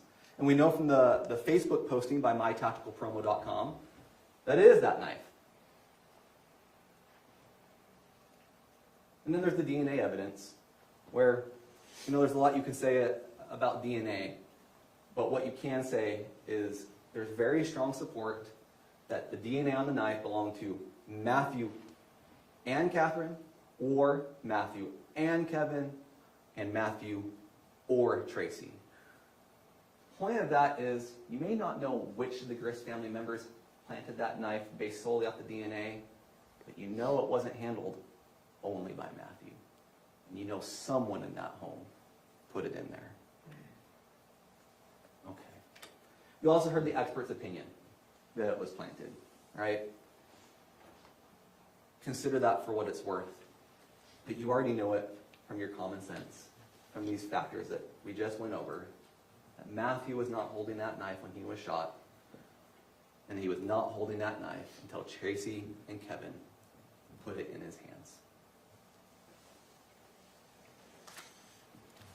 At this point, I want to review a few of the instructions with you. I'm not going to put these on the slide. You're free to follow along. You have a copy of these. If you want to make notes, you can. You certainly don't have to. And I want to be certain of this, that you follow the exact language in these instructions. I'm just going to walk through a few of them. And we're going to start with inferring intent, right? Tracey left a lot of digital evidence that tells you what her intent is. But you still have to infer a little bit. And you have to infer a little bit about everybody else in the family and what their intent and motivation was. And that's what this instruction tells you you can do. You seldom have direct statements, so you use the statements that you have, use the conduct that you have, the circumstances that you have, to see what the intent is. And then on instruction 30, we have the party liability, the party to the offense instruction that we went over earlier. And we already discussed this, that Tracey is guilty if she directly did any of these crimes, and Tracey is guilty if she intentionally, knowingly, or recklessly solicited it, requested it, commanded it, or encouraged another person to commit the charged offense, or she intentionally aided another person to commit the charged offense. Okay, so with that in mind, let's look at the actual crimes. The instruction 31 is the murder instruction. Tracey Grist as a party to the offense. And let's just focus in on intentionally or knowingly caused the death of Matthew Restelli. If you want to look at B, you want to look at C, you're certainly free to. There's various theories. You could look at this evidence and decide that it was a depraved indifferent circumstance. But the theory the state has told you today, the theory that the evidence most closely tracks, is that Tracey Marie Grist intentionally or knowingly caused the death of Matthew Restelli by agreeing with Kevin to have it happen, by agreeing with Kate to have it happen, by soliciting or requesting Kevin to do it, or maybe she just encouraged Kevin to do it. Really, the evidence shows she did all three. She certainly aided by aiding in the ruses of Kate, that she gave Kate the pass to Matt, by helping convince Matt to come into the home to be ambushed by Kevin.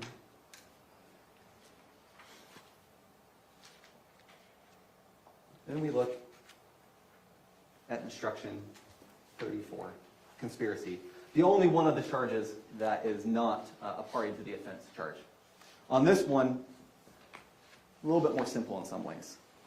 Tracey Grist intended that the murder be performed, agreed with one or more persons to engage in conduct of performance of the murder. So you could almost think of it like, loosely, as almost like a Russian nesting doll, right? That she conspired, but that's a lot less of a crime in a certain sense than being a party to the offense, right? She can agree that the murder happens without necessarily doing all the soliciting, all the encouraging, all the aiding, right? She just agrees with them to engage or cause it in any little bit of I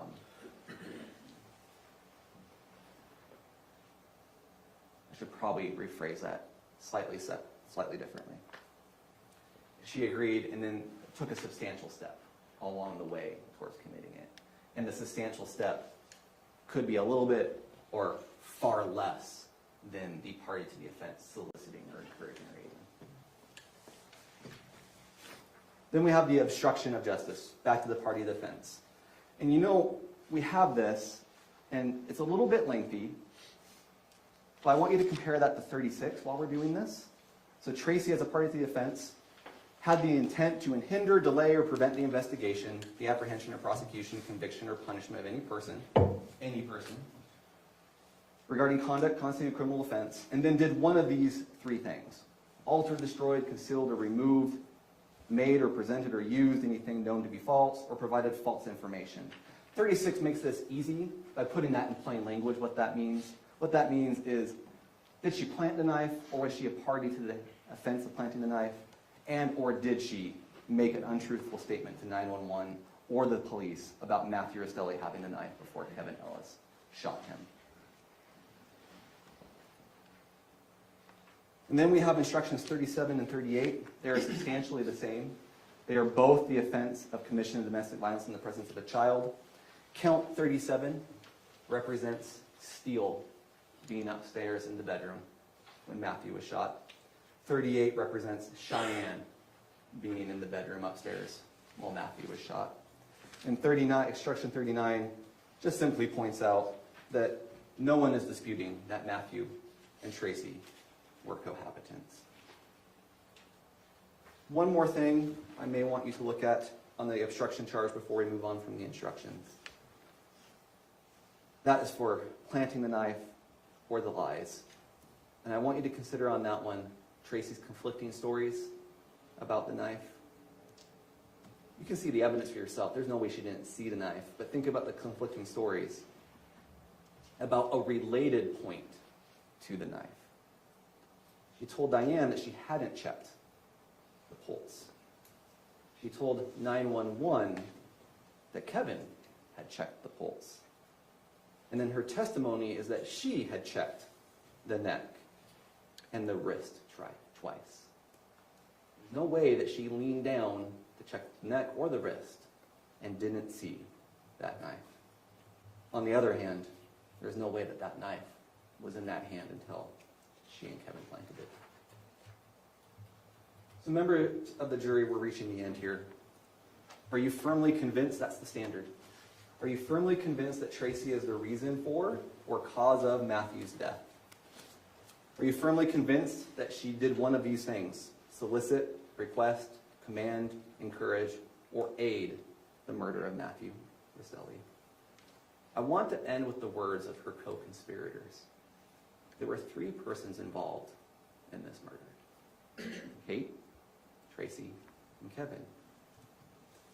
Again, believe Kate, you can corroborate Kate. She came in, she testified. But bluntly, her testimony didn't go well. She clearly has issues, to put it nicely. But she gave a very specific description about the conspiracy and what was happening. She gave a very specific description of how she even asked Tracey to call it off, and Tracey said no. And you may think there's reasons to discount her because of that credibility instruction. But at the same time, you also have the third person in the conspiracy. And what did the third person in the conspiracy say in the recorded phone call? Kevin said also that this was Tracey's idea. Kevin admits to his involvement. And Kevin says that he tried to go to Tracey and say, "Are you sure this isn't the best idea you're having? You will affect so many, many lives." She ruined so many lives, and I'm worried to hurt her feelings. Yeah. Well, I can tell you something now, a little extra. What's that? Oh, I asked if she was sure.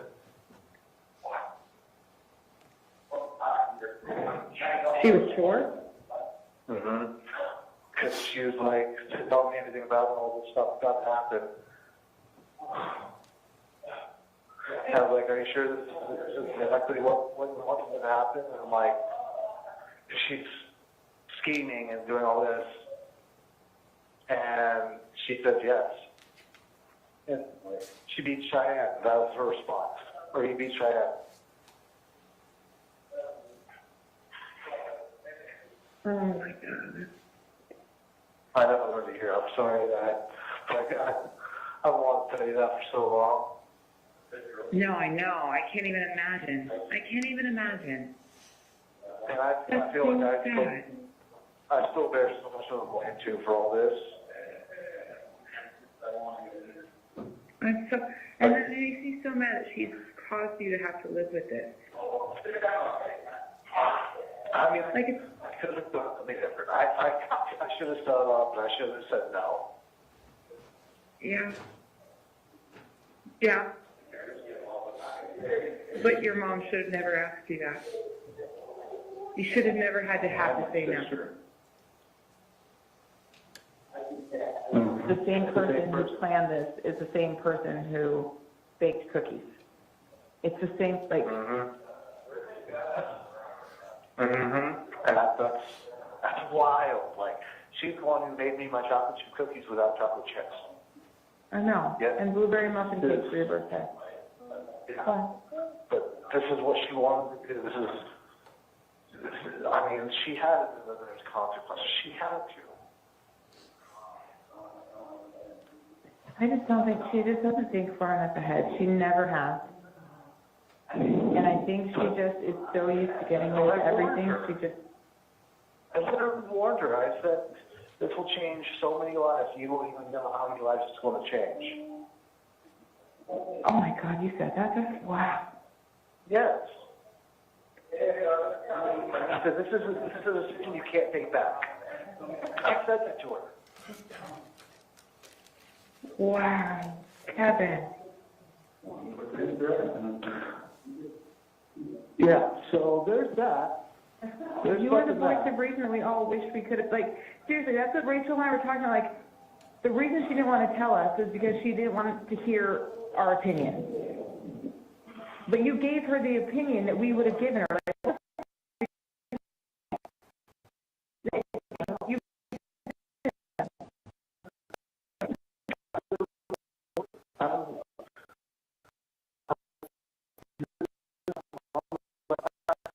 I don't remember exactly what I said, but I know I got it across very eloquently and very efficiently. Of like, this is not the best idea you're having. Like, think about it for a second. oh my God. So, and then that's why I feel so much blame, because I would step up at that point and be like, you know what, no, I need to take my own advice.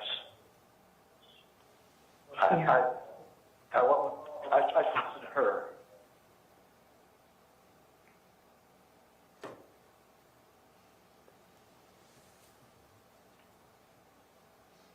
Whose idea was this? Tracey Grist. Whose ruse was it to get Matthew to come to Utah? Tracey. Who manipulated Kevin into shooting Matthew? Tracey. Who had Rachel clear the house and call Tim off? Tracey. Who had Tara Lynn help her create false texts claiming reconciliation and joy over reunion? Tracey. Whose gun was it? Tracey. Whose knife was it? Tracey. Who knew this would affect so many, many lives? Tracey. Who hated Matthew Restelli? Tracey. Who was warned? Tracey. Who can't take it back? Tracey. So whose crime was this?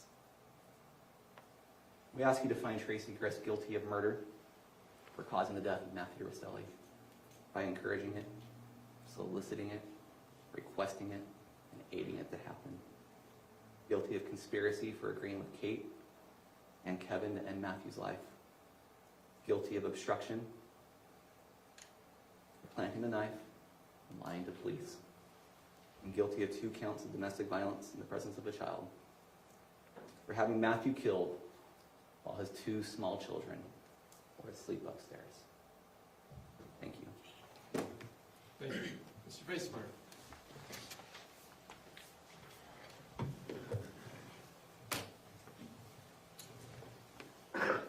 That's a lot to digest. It's 2 hours. included words like she's not leaving on a jet plane, as sure as the day goes long. This isn't a joke. This isn't an opportunity to write a novel. This isn't a benefit to come up with great little catchy phrases. This is about a man who came up from California to be with his family, and now he is dead. It is nothing to belittle, take light of. It is a serious matter and a serious allegation, and a serious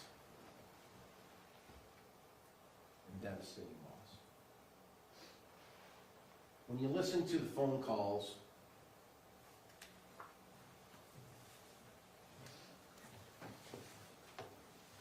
between Kate and Matt on the day, July 12th, they're just happy, you know? Hey, how you doing? I passed the water park. They're just happy. You can tell, at least I can, that he's happy to be getting this over with. What?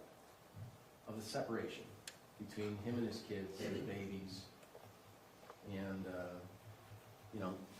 3 weeks of probably, in his eyes, hell, even though he had to sort of endure it alone, because his wife took his kids. But there's a lot to this story that the state has produced with their big team of people and their big stuff that they have. That certainly is intimidating to anyone faced with these things. And when you look at all the red in that little figure that was presented to you, the graphing, it's because they produced it. It didn't account for all the other text and all the other stuff. It just, they produced the red. They produced it. They present it. They intimidate with it. Law enforcement intimidates with it to try and prove their case as well. And it's intimidating. It's intimidating what could happen when you enter a plea, what could happen when you resolve a case, when they present, you have no choice. Well, today we had a choice. And the choice is to plead not guilty, that I wasn't part of a conspiracy, that there was just a tragic thing that happened. And did it happen? Yeah, it happened.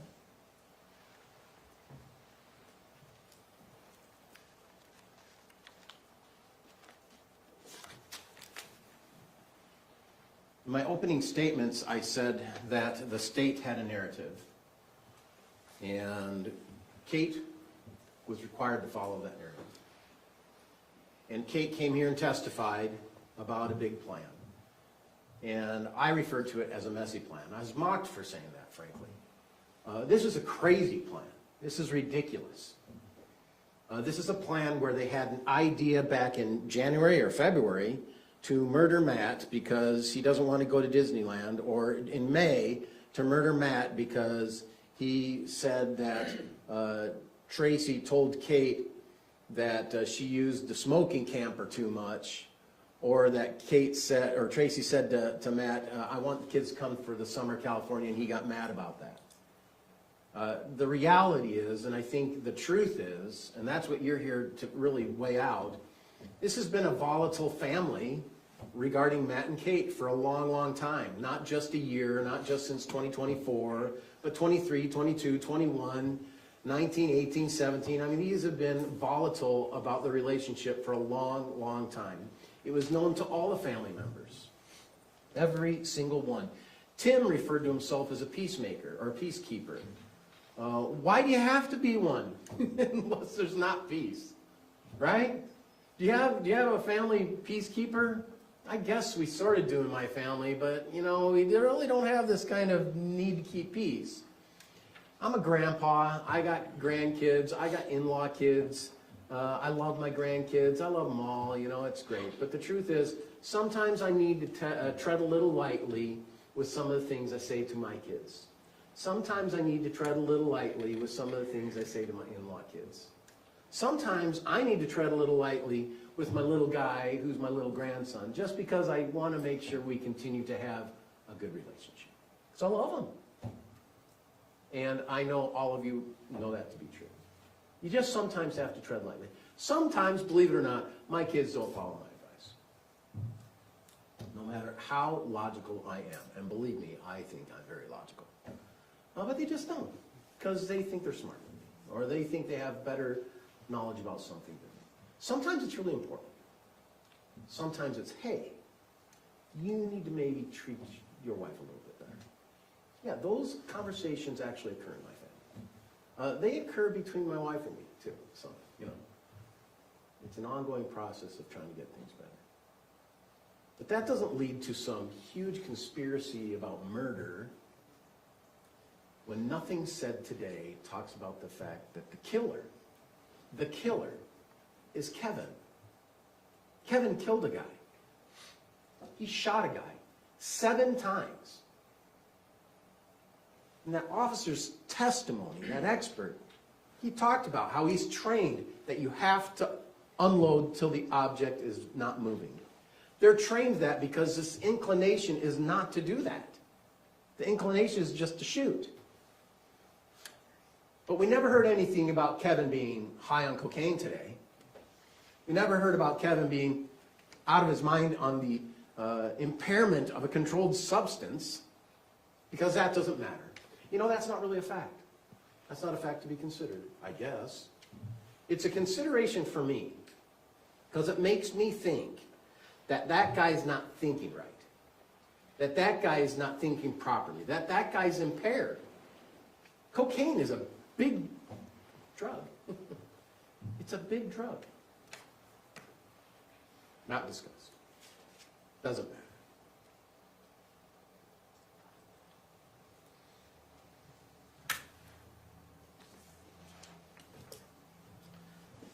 I'd like to pull out, and I'm not sure where this audio is, and maybe Faye could help, but I'd like the exhibit of Kate at the police station. And the reason I would like to pull up this exhibit is because we know what Kate did in furtherance of this plan. She had it all planned out. Indeed, she had until February to plan it out. She was ready to murder him because of the Disney fight, and she was ready to come up with all these ideas, and she included Rachel in that because Rachel, the poor little girl who got, you know, cross-examined, direct examined by prosecution, they're being basically accused of wanting to shoot Matt too. And Tara Lynn, and all the family knows that the real plan is to kill Matt. And the best plan they have is we're just going to kill Matt. Even though we have all this time to prep for it and all this time to prepare for it, we're just going to kill Matt. Nothing else? Well, I'll tell you, I watch enough shows where I could come up with a plan a little bit better than what we see Tracey provide the police when she goes to the police station. Do we have that up? Do you have that up? Tracey at the police station. Did I say Kate? My client, Tracey at the police station.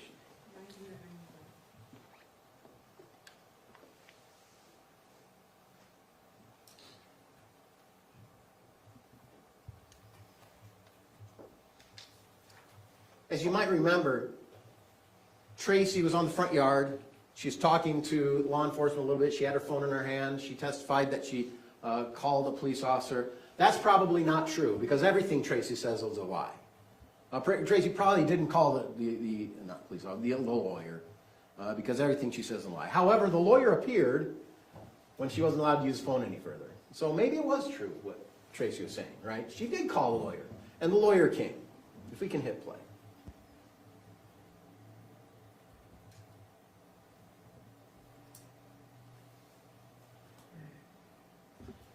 These are unrefuted facts that you cannot challenge.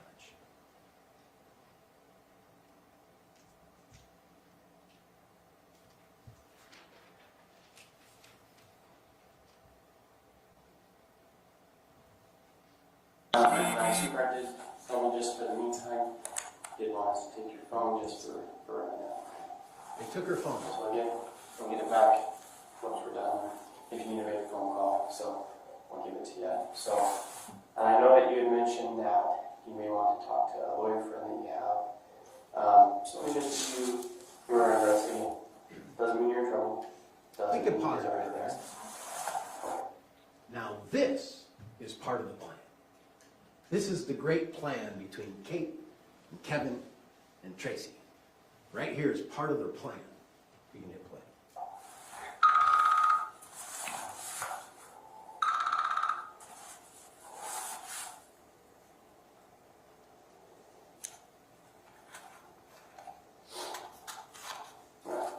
So you have the right to remain silent, and you say you can use against you in a court of law. You have the right to talk to a lawyer and have him or her present while you're being questioned. If you cannot afford to hire a lawyer when you get appointed to represent you before any questioning, if you wish, you can decide at any time to exercise these rights and not answering questions or making statements. Do you understand these rights? Having these rights in mind, do you still want to talk to me? Do you still want to have that lawyer present when you talk to me? I can talk a little. Okay, sounds good. So, what exactly were you there for? It's my house. It's your house? Your daughter was just visiting, staying for a visit. Were you planning on staying the night, or? My daughter? Mhm. She lives in California. Oh, gotcha. So she's visiting from California. Okay. And was she there with her husband? No? Okay. He's awful. Mhm. We didn't breathe her, so she came to hang with me. Gotcha. And she brought her 2 kids with her? Yeah. And they just have those 2 kids? Oh, nice. Okay. There's no paperwork or anything. She just came for a breather. Gotcha. Did you go pick her up, or did she fly here or drive herself? Or? She rented a car. Rented a car. Gotcha. And was that his truck outside of your house? Both of theirs? Yeah. Gotcha. Yeah, I know when I say his, hers, yeah, thank you for clarifying that with both of theirs, but, so what kind of problems were they having? Do you know? I don't know. You don't know? I mean, We can pause that. I've heard Kate talk about this relationship with Matt. I've seen the video of the wet tortillas. I've heard about Disney. I've heard about the smoke trailer. I've heard about... I couldn't even answer what their relationship is like. So when Tracey is answering that, I would imagine she's thinking, hey man, there's so many things here. They just don't get along. She came up here, they just don't get along. That's what I'm seeing. Maybe it's different. Maybe it's the plan to say they aren't having a problem. And really he just came as a mysterious man at night, had a knife, and we shot him. We can use common sense on that. We can hit play. I don't know. And that's okay, if you don't know, right? So, I mean, I have an idea, but it's so nebulous, so I don't know. gotcha. Well, sometimes little details for us kind of paint the picture and to what exactly happened, right? So that's why I ask. When did he get here to Utah? Do you know? I think about a little bit after 10. A little bit after 10. Okay. And did he call beforehand? Did he text? Did she know he was on She knew today? he was coming, Okay. and she was going to talk with him.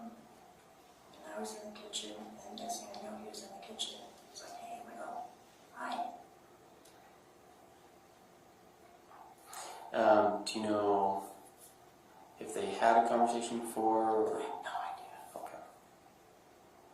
Can I walk through me what was happening when you were in the kitchen? He showed up, and then what happened?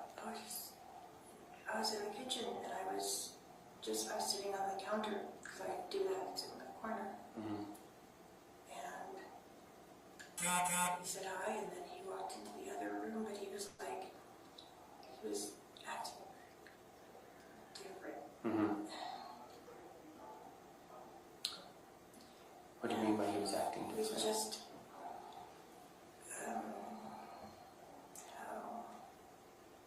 agitated. Mm-hmm. I would say agitated.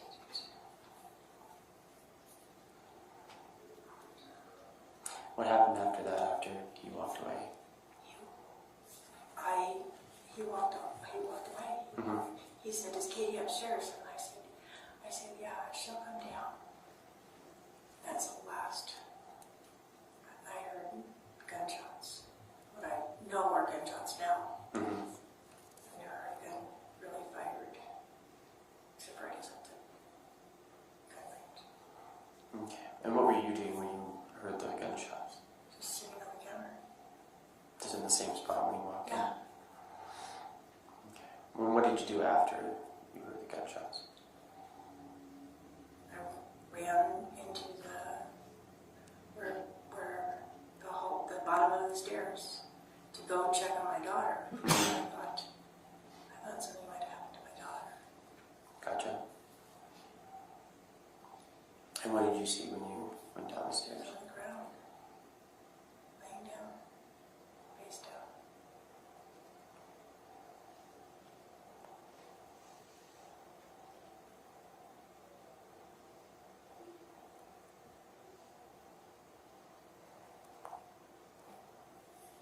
And then what happened? I called 911. Mm-hmm.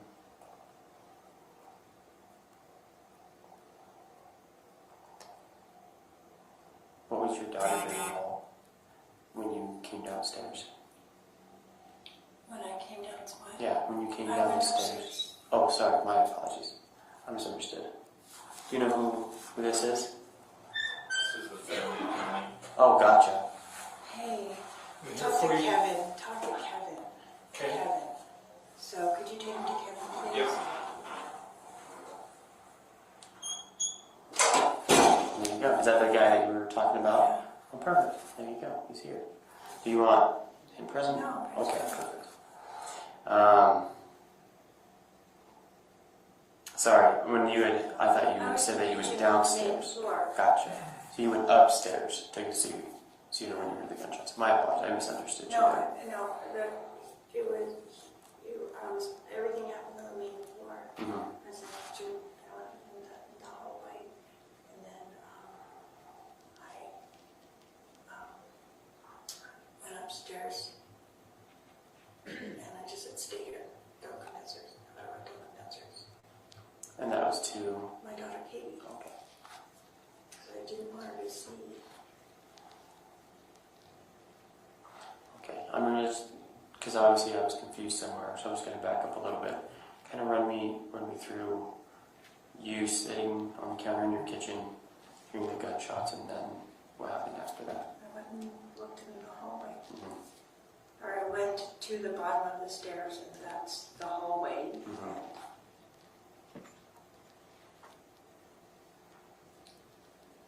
I don't know what else happened.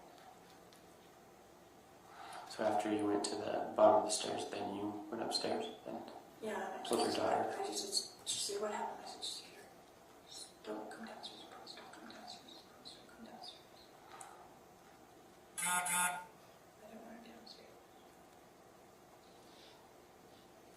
And then what happened?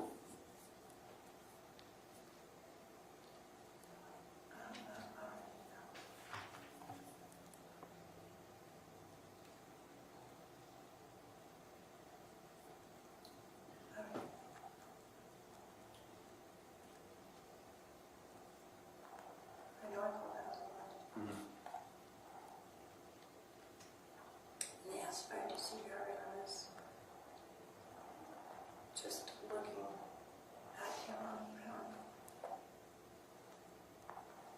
And then the door opened. Mm-hmm. Because I think the neighbor upstairs, Caitlin, heard a noise because she asked me if I was okay. I saw my call, went to call. She said, is everything okay? So,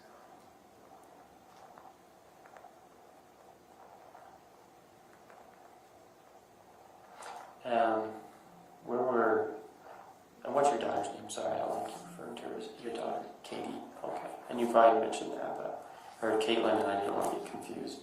Where were Caitlin's kids at when this happened? Sleeping. Okay. And that's on the upstairs level? Where was Kevin at when this was going on?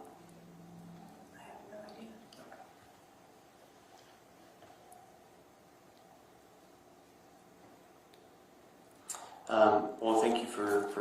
kind of let me know on your side of things what was going on. So I'll step out, and if we have more questions for you, I'll let you know. Okay. Okay, thanks. It's 11:42 that night. Shooting taking place 10 after 10, something like that. If we can play the next video.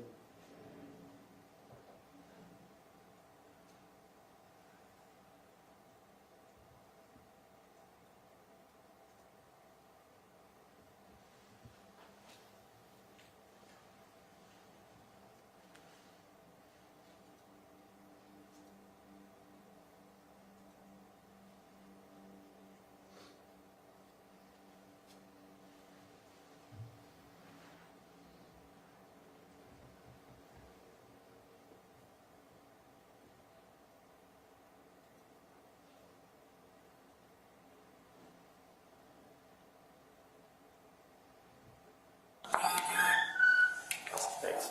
Sure. You can have that seat. Okay, Tracey, I just wanted to kind of give some time to think. I know you were saying a lot of I don't knows and stuff like that, but is anything else kind of come to your mind right now? No? Not at all? Okay. I am so in shock. Like do his parents know? Did someone call his parents? I assume someone has at this point.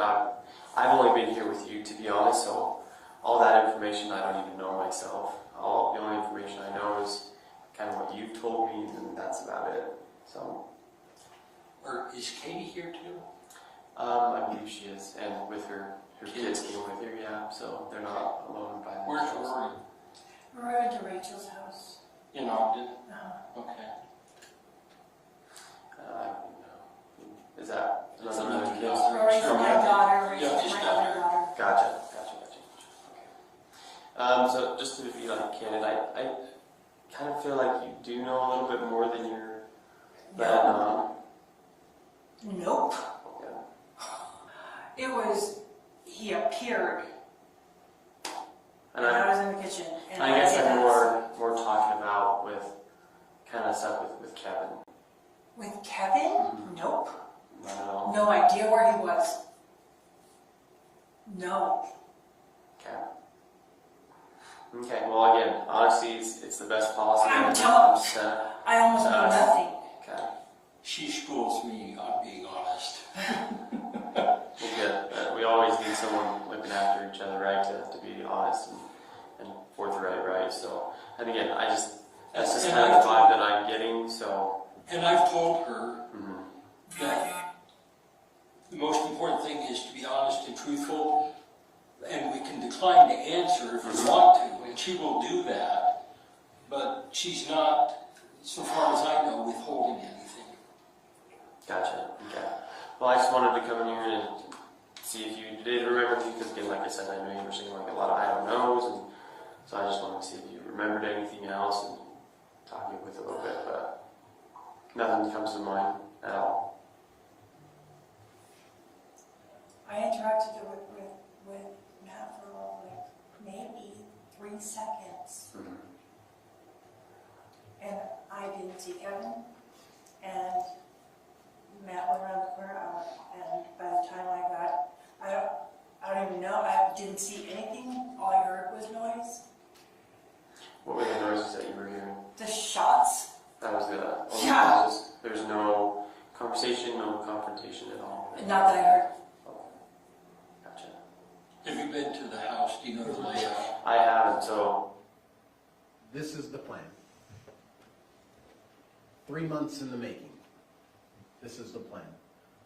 For Tracey to say, he came in the house, said, "Where's Kate?" And then I don't hear anything, no confrontation, no arguing, and then gunshots. That's the plan. That's ridiculous. If you have a plan, you're going to have some kind of plan, aren't you? I mean, just previous, it's now 1:47 in the morning on this video. Kevin had already said he had a knife and I shot him. My client said there's not even an argument. I heard nothing like that. Just, where is she? And so, we can pull that And so now we have to go into the delving of other things that the state is presenting, the government is presenting to be these reasons, sort of like leaving on a jet plane. We're just going to pull it out from other lyrics and come up with ideas. Like number one, the reason that we're coming to have Matt murdered is because of this terrible custody fight. Well, there was no custody fight. The only thing about custody in this whole case is a telephone conversation that Kate had with a lawyer who said, hey, if you're in California and then you go to another state, he can file some paperwork to have you come back if you don't agree on it. And then proceed forward in a divorce case. Tracey has been divorced 4 times, has custody, has shared time. The kids have said, I saw my dad every other weekend. The sisters didn't come as much, but I did with my brother. That sounds like something I hear all over the place. But because of some big custody fight, there wasn't a custody fight. There was going to be. Let's not confuse ourselves, right? There's going to be a custody fight. I don't think they're going to last in this marriage, to be honest. If Kate and him drove back to California, maybe they'd give it a try. But I honestly think, personally me, her substance use, smoking weed all the time, being high all the time, Matt's trying to get off alcohol, and Buddy's alcohol problem, just such a volatile relationship. I just don't see it lasting if this horrible experience didn't happen. Just don't see it lasting. I see, obviously, a divorce coming on the horizon. I also think that's the reason they have a storage unit, that she had stuff that she left in California, knowing that at one point California is going to have to be a home plate somewhere in relation to the divorce of the kids. So some ruse of this being a big custody fight, it's not a big custody fight. Frankly, we all know where most kids go in custody fights anyway, don't we? Those with mom. Dads get the weekends and holidays. Matt's not working. Mom's working for an Airbnb sort of as a side hustle job. But the divorce just isn't a custody fight. It's the preliminary. You know what you have when you do a divorce? You have a conversation to talk about the stuff and the kids. That's what you do. The real estate, the TVs, if you care, the DVRs, if you care, and anything of value, if you care. And then the personal things. You always talk about those. Because there are some things that are personal, you know. My mom's ring, and my dad's ring, and those things. But the big plan, this is it.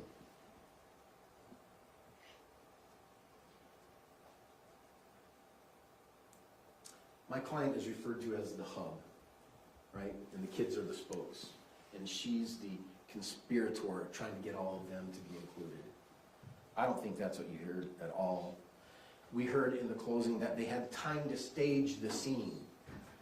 Well, that's a pretty terrible staging of the scene to say that no one's arguing, no one's fighting, and all we have is gunshots.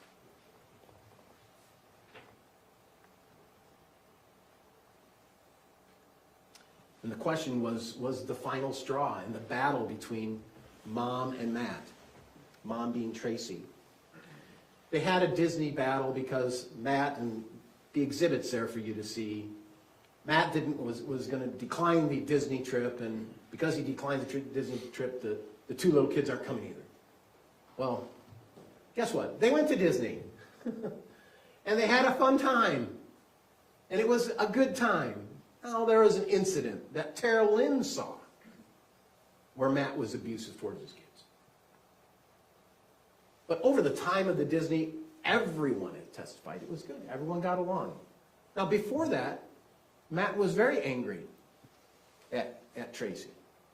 And he didn't want to go to Disneyland. And then later, in May, Matt and Tracey got into it again.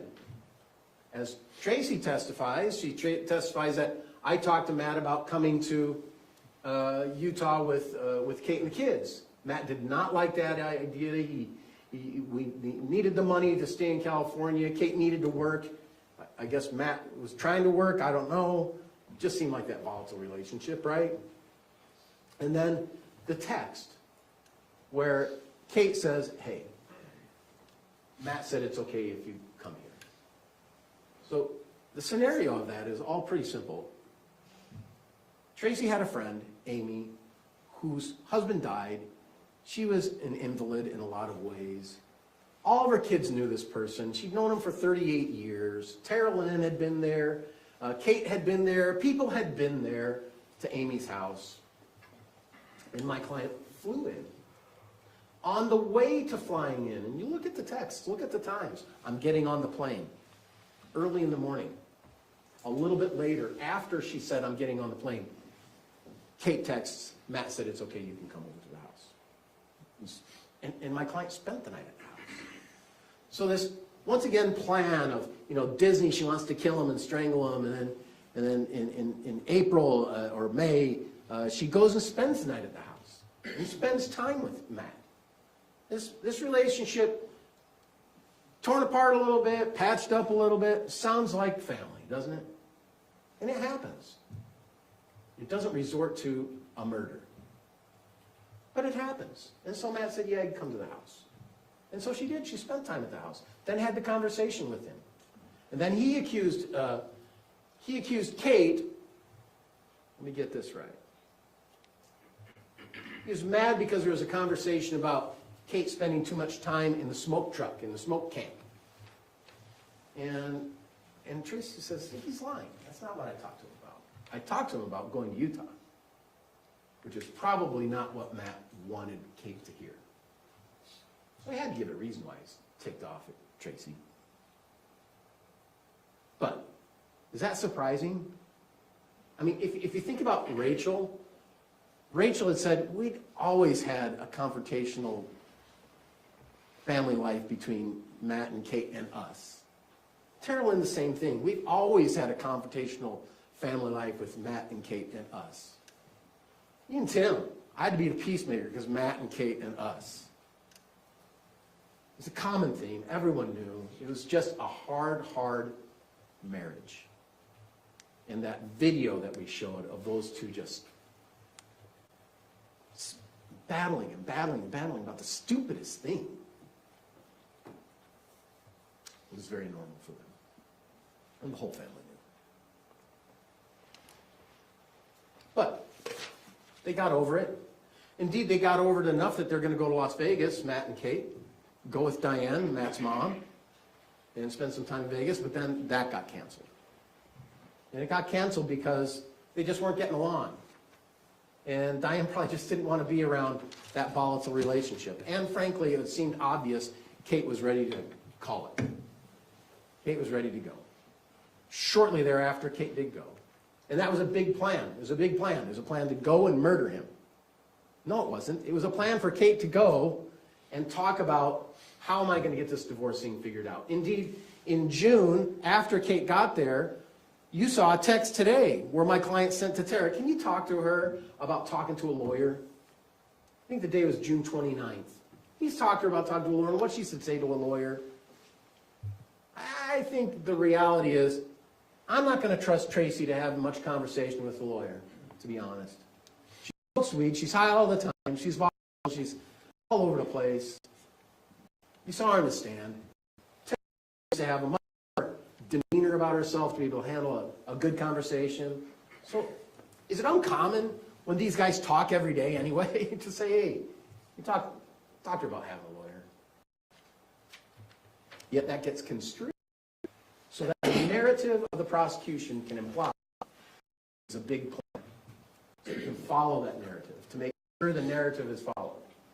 And the narrative is followed so much to the point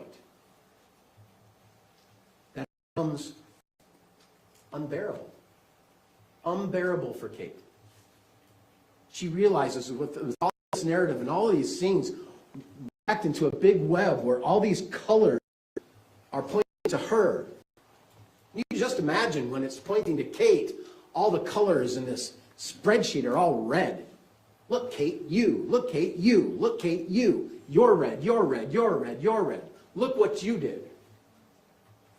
And Kate needed to make a deal because she was afraid of this big environment coming after her. With all of these prosecutors and all of their... equipment at their disposal. Sometimes it just gets overwhelming and you need to cut your loss. And Kate did. I had a blow-up moment in this trial where I couldn't believe Kate was saying the amount of sentencing time she was saying. If we can pull up the matrix, which I think is defense exhibit number 2. Is that the matrix?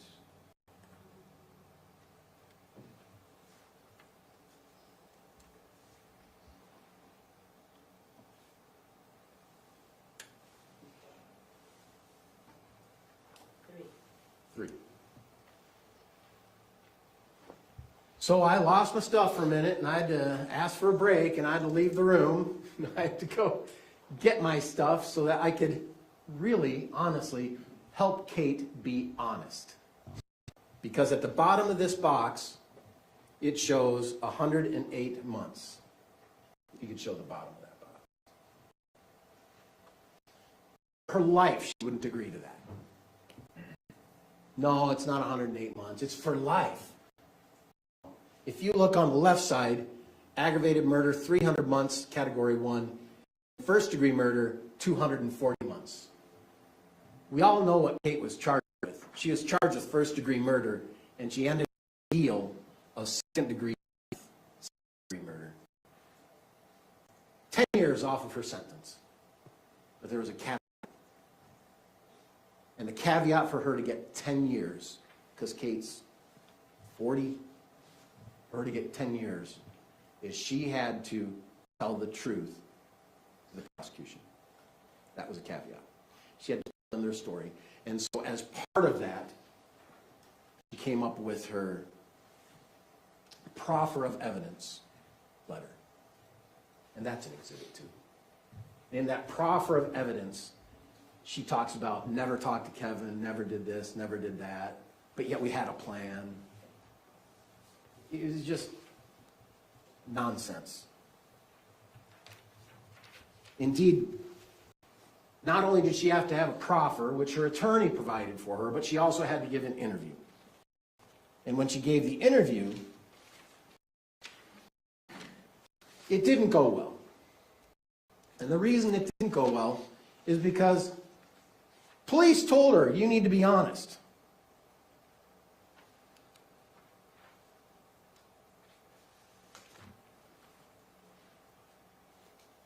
And I asked her that.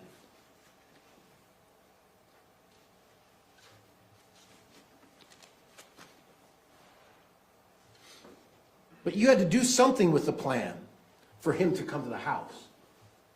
Right. So you knew that, correct? Yes. I want to hear it. Yes. Boy.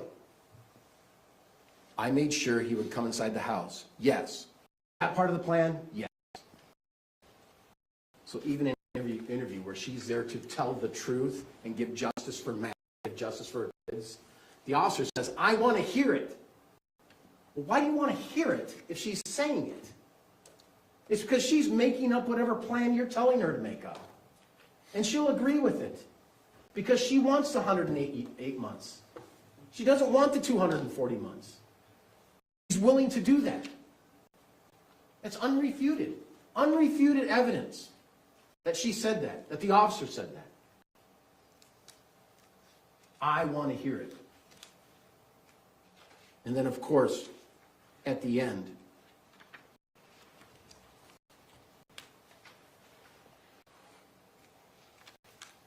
it said, the plan isn't on, right? It's the officer. And she says, I feel like it was 50.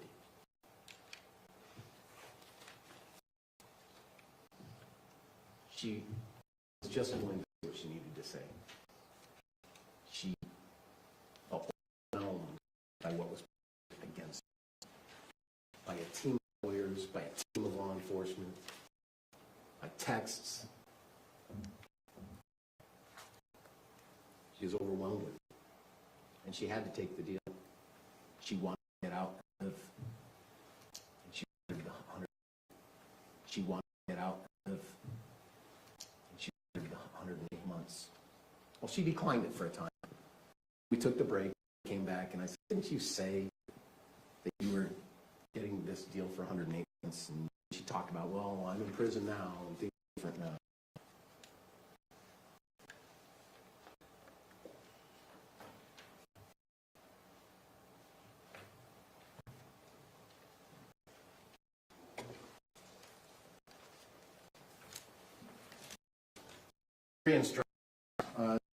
Get it and figured out. These jury instructions, I've seen them many, many times in my career because they're sort of standard. They're standard in a lot of ways according to the case. Some are case specific, like what is the charge. Most of these instructions are over years and centuries of instructions to juries to get refined to what we have before us here. Some of these instructions I would ask that you look at with close attention.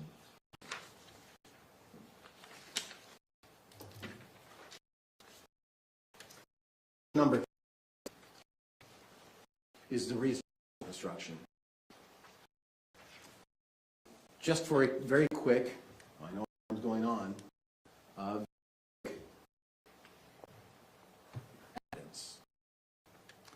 Evidence has to be decided on a certain standard.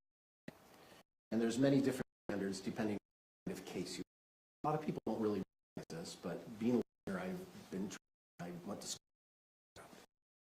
Criminal cases is required to be beyond a reasonable doubt.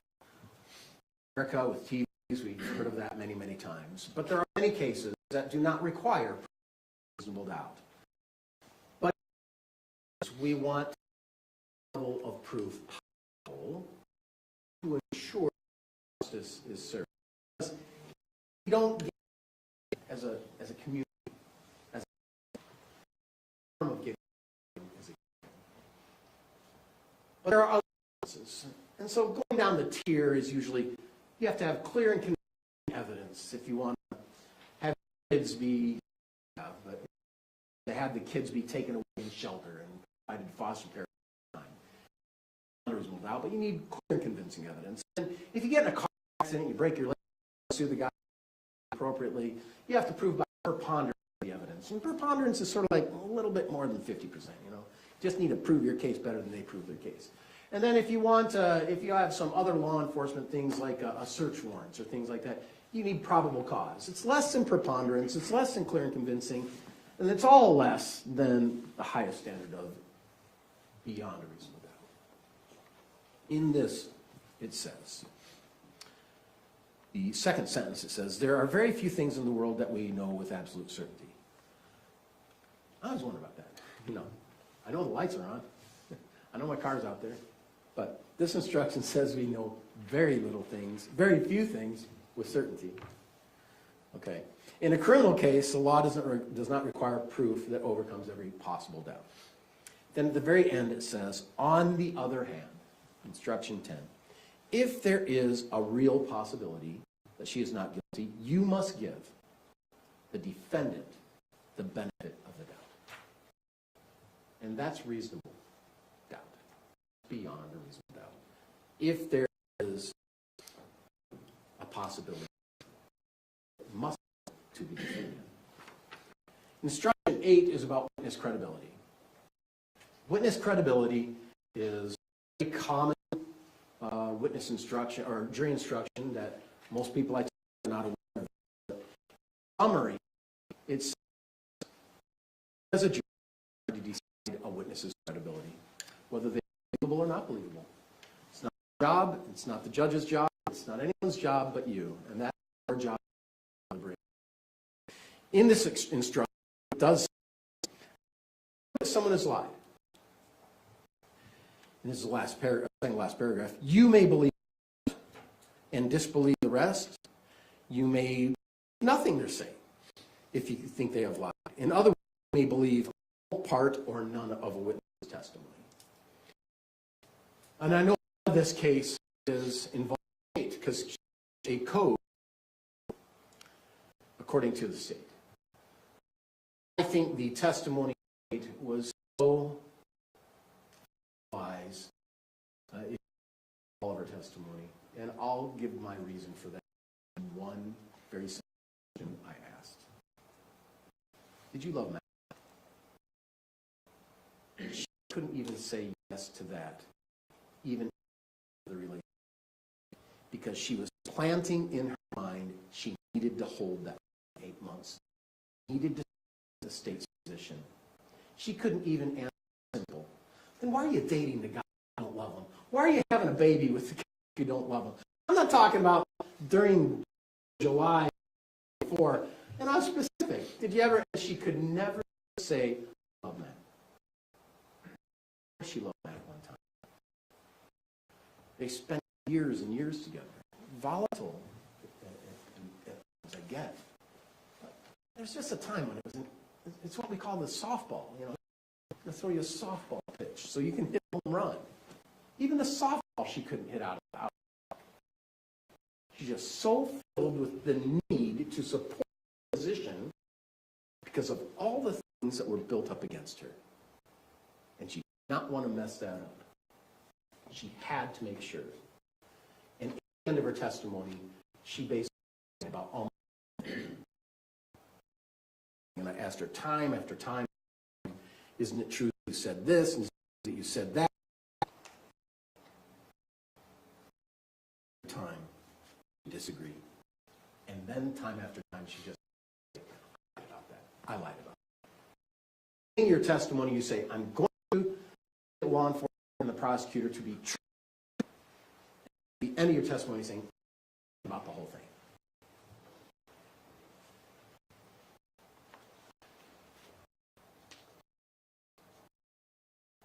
On the other hand, there are some things that are irrefutable. My client is the night of the event. Irrefutable. Just, unless someone wants to say AI, she did. You have the right to remain silent. Do you want to remain silent? No. Do you have a right to have a lawyer? Send the lawyer to Kevin. What do you know? What do you remember? She's trying to know and remember. And she says, I didn't hear anything. I mean, after he spoke to me, I didn't hear anything. In her testimony here, we had her testimony. She said, I expected Kate to come when he got here. One of these texts and exhibits that you saw in the closing was all this communication day of, and how they're finalizing their great plan of murder. But we all know that Tracey wasn't in American Fork. Indeed, Tracey was in Salt Lake at work when she got a text saying he's coming to Utah.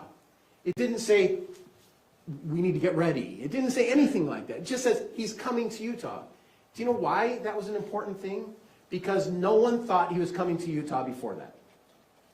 Everyone thought there was a different idea. A car rental, I'll fake an injury so I don't have to come. I can't do the car rental. He's not going to come to Utah in the truck. His neighbor's not going to give him a car to do it. He doesn't even have a license on his truck to come to Utah. But the way it's presented and slighted is just not common sense. The truth is that no one thought he was going to come to Utah until he finally says, I'm coming to Utah. Should I come with the starter busted, or should I get the starter? Should I put a new starter in? Do you remember that part in the phone call? He said, I have the starter. The starter should be good and take me time. And so he doesn't leave California until like noontime. And he has to drive from Temecula all the way to American Fork, beginning at noon. I mean, it can be done, and it was done, right? He did it. I've almost done that. You know, it can be done, but man, I usually want to leave earlier in the day. He had nothing going on. I guess he had to take care of the dogs or take care of the truck or those things, but there's no plan for him to come to Utah. There's no plan for him to come to Utah and let's murder him today. Although, in the closing, we hear about it all being a huge plan. There is no plan. The plan was simple.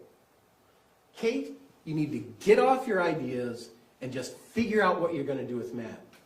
Because you're in my master bedroom, you're taking your space away from me, you need to have some finalization.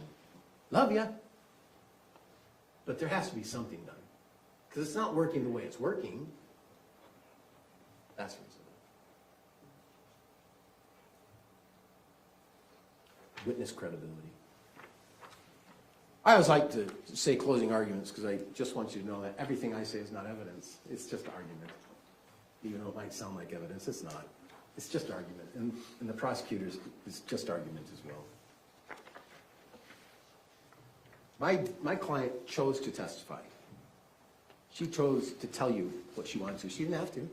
She could invoke her Fifth Amendment right and not say anything. And I could have said, ladies and gentlemen of the jury, my client chose not to testify. However, she did testify. She testified when she spoke to those police officers.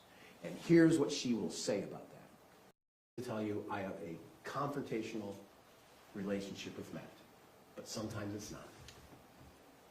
I love my kids, and Matt's part of the family. We all got a t-shirt. And the truth is that we do have confrontations. And the truth is, yeah, I said, I want to strangle him. He's going to cancel the Disney trip. And then I want to kill him for lying about saying that I'm mad about her being in the pot house or the pot camp or whatever it's called. She said, I never said that. I said to him that, hey, be good if Kate came to Utah in the summer and spent some time with the grandkids and the other cousins, which he did not like.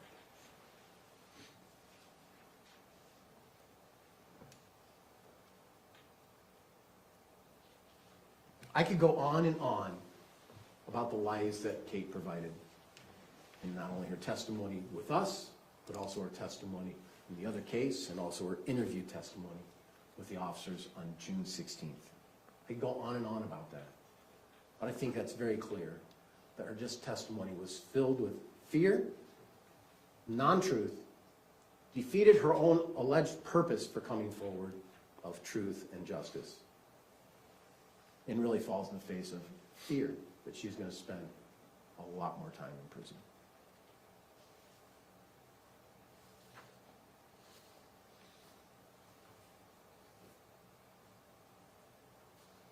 Instruction 13 is mental state. In the third paragraph it says, for each offense the law defines what kind of mental state, intentional and knowingly. And in this case, that's required as well.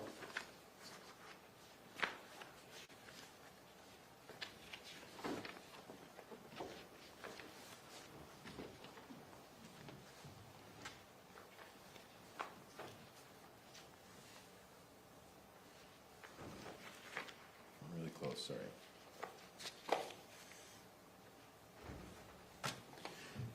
In instruction 28, it's titled Mental States Defined. And this gives really some good instruction. A person acts intentionally when they engage in certain conduct or causes a certain result. Well, I know someone who engaged in certain conduct, and it was Kevin Ellis. Kevin Ellis grabbed a gun and he shot an unarmed man that he said had a knife. And he shot him 7 times. And it caused the result of his death.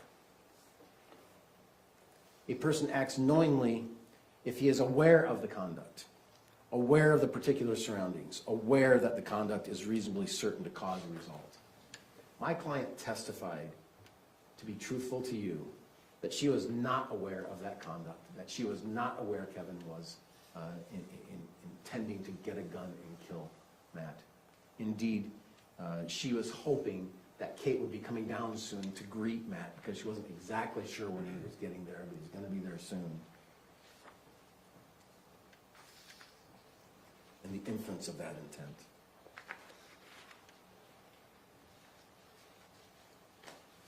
And the elements of the crime are then provided in instructions.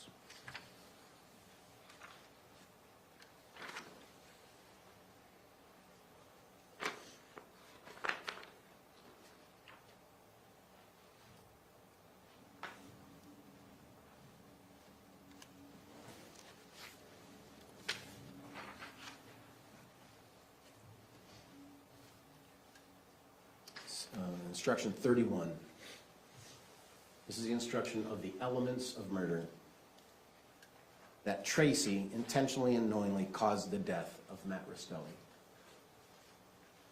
It is surprising to me in this case how people are minimizing the actions of Kevin Ellis.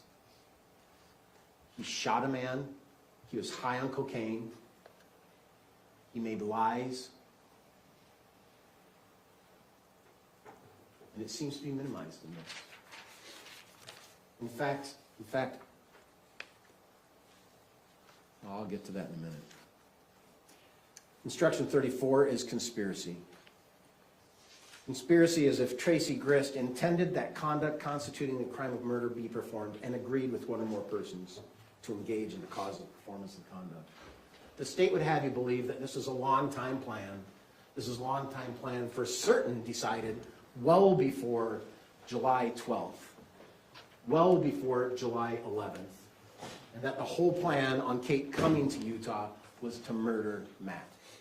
That is not what the unrefuted facts show. Indeed, if that were, this is the messiest murder I can think of, murder plan, where my client says, no, he didn't have anything. I didn't even hear a fight. When I saw him, he didn't have a knife in his hand. When I saw him later when he was dead, I did. But when he said, hey, I didn't see a knife in his hand. Why would she say that? Why don't you just say, yeah, he came in agitated, had a knife in his hand, he threatened me. Well, the word agitated is a little interesting. I just drove 10 hours, and I pull up to the front yard, and my wife's there with my kids who I haven't seen in 3 weeks, and she ain't there to greet me. The heck. I'd probably be agitated if I walked into it, like, well, okay, I mean, you know I'm here. So for my client just to volunteer, just off the cuff, he seemed agitated. Didn't say angry, mad, just seemed off. She did say he didn't have a knife. Did not have a knife. That's because she's helping the plan, helping the conspiracy. And the obstruction. The obstruction that she planted the knife. Her testimony is, when I first saw the body, I looked at it. I don't remember what its real visual was. I went upstairs. I knew Kevin had shot him. Kevin said he had a knife. Went upstairs and said, Kate, don't come down, don't come down. Came downstairs, had to find my phone, called 911. There's a confusion about 911, frankly, because they used the name Caitlin, and are you Caitlin, or something like that. And my client was confused on the 911 call, because there's Katie and there's Caitlin, and Caitlin had already called. It is confusing. But on the obstruction that she planted the knife or lied to the 911 call. Her testimony was, Kevin said he had a knife. She didn't say, he had a knife, Kevin. No, she said he didn't have a knife. And then when she went over to where the body was, Kevin said, he had a knife. And she's relaying that to 911. That all of a sudden comes up to another charge the state can charge against you, right? Well, there's another one. Obstruction.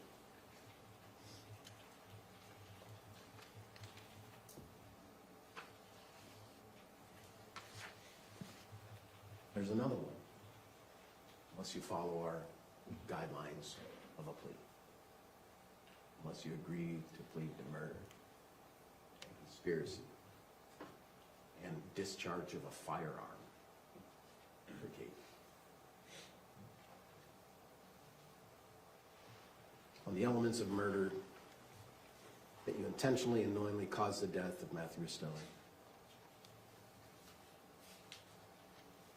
And there is someone who did that. It's Kevin. And there's an audio between Kevin and Tara Lynn. And he says, I have something I need to tell you. I talked to her. And Tara Lynn is just, oh wow, that's so hard. That's so hard on you. I don't know about you guys, but murder is the last thing in my mind. If I'm mad at someone, that's the last thing in my mind. And I don't know that I'm saying to a person who's been in jail for like almost 2 years, that's so hard for you. I think more the question I'd be saying is, why'd you shoot him 7 times? What happened? None of that was talked about in that tape. I had the gun, he had the knife, he came at me. None of that. I was on cocaine. She doesn't even say to him, you use cocaine? When did you start using cocaine? None of that conversation was talked about. She said on the stand, I didn't know you used cocaine. Rachel said on the stand, I didn't know you used cocaine. Tracey got on the stand, I didn't know you used cocaine. No one knew you used cocaine. They're all very surprised. Kate said, I didn't know he used cocaine. I know he didn't like weed. None of that kind of conversation took place between Terrell and him, but he was offering this information to her. And I suppose that he's offering this information to her for one reason. And it's something I know because I'm in this world of the criminal justice system. And that is, jail is hard. When you go to jail, you have one thing, and that is called time. You are doing time all day. When you sleep, you get to sleep. And when you wake up, you're doing time. And you have these little respites while you're serving your time to have phone calls. They're all recorded. Sometimes you get letters, but it's mainly phone calls. And as you have these phone calls, you can establish relationships with people and confirm relationships with people and reestablish and make sure those relationships are positive, because frankly, those are the only positive relationships you have in prison and jail. The relationships in jail and prison are scary. It's a scary place. It's where hard people live. And to establish those relationships and to try and garner some good relationships that you can do with one another on the phone is hugely valuable.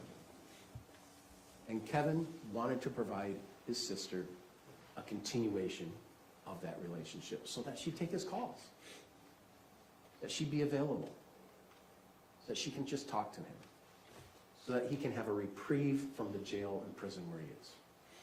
Because it's hard. I'm not saying it's not supposed to be hard, because it is supposed to be hard. But the truth is, it is hard.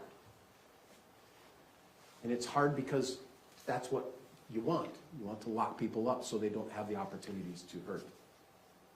But he never accepts your real responsibility except, I should have said no. I should have this. I should have that. And then Tara Lynn says, that's so wild while you gave an opinion. I should have given Mom that opinion. With Rachel, we would have given our opinion. And I'm listening to this thinking, what are you talking about? An opinion about a plan to kill someone? Is that how you're talking to this guy? I mean, come on. If I'm having that conversation with anyone, whether it's my firstborn or my neighbor 16 blocks away, I'm not saying those kind of things about the idea of murder. I could have had a different opinion.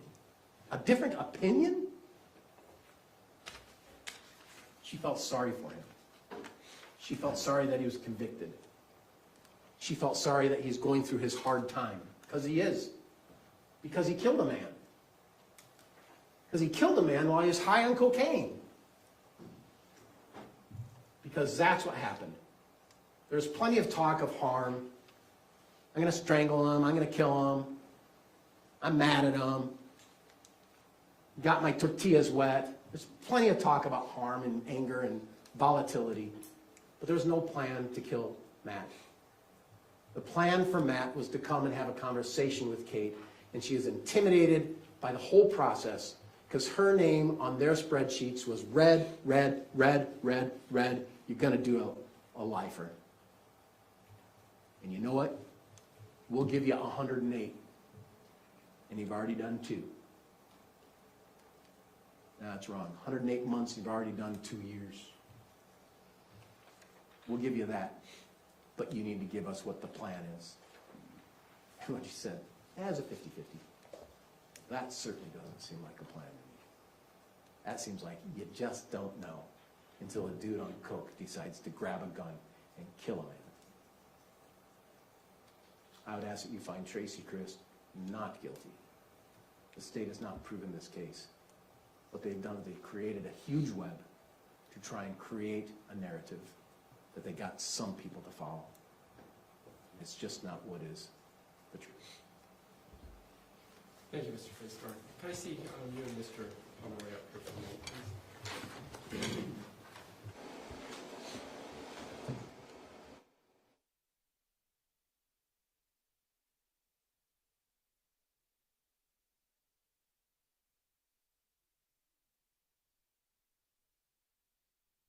All right, ladies and gentlemen, I know we've been going 3 hours. Mr. Pomeroy just confirmed to me he's going to be under 10 minutes, and then we'll do our recess and you start your deliberations. We will have, is it here yet? We are ordering in lunch for you, so we will have food for you. Mr. Pomeroy, rebuttal? Yes, Your Honor, we're just putting up one exhibit, and I'll be ready. Thank you.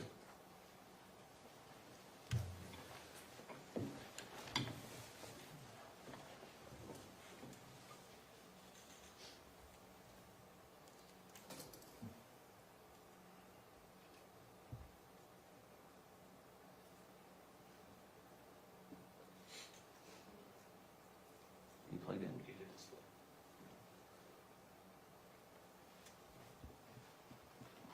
Make it full screen.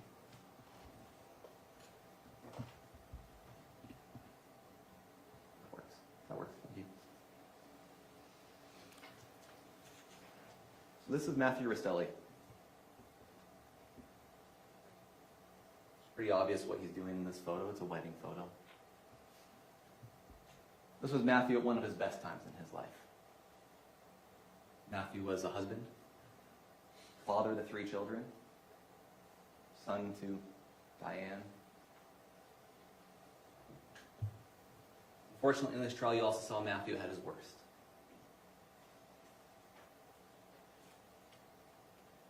But what Matthew was at his worst is what earned him the nickname Olaf. The talkative, friendly, yet obnoxious snowman from a Disney movie. No one feared Matthew, not really. They made fun of him.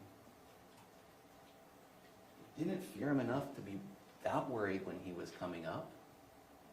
None of the family who wasn't in the home and part of the conspiracy thought to call the police. No one checked up on him after he got there for a long time. So why is it that Matthew Restelli ended up dead?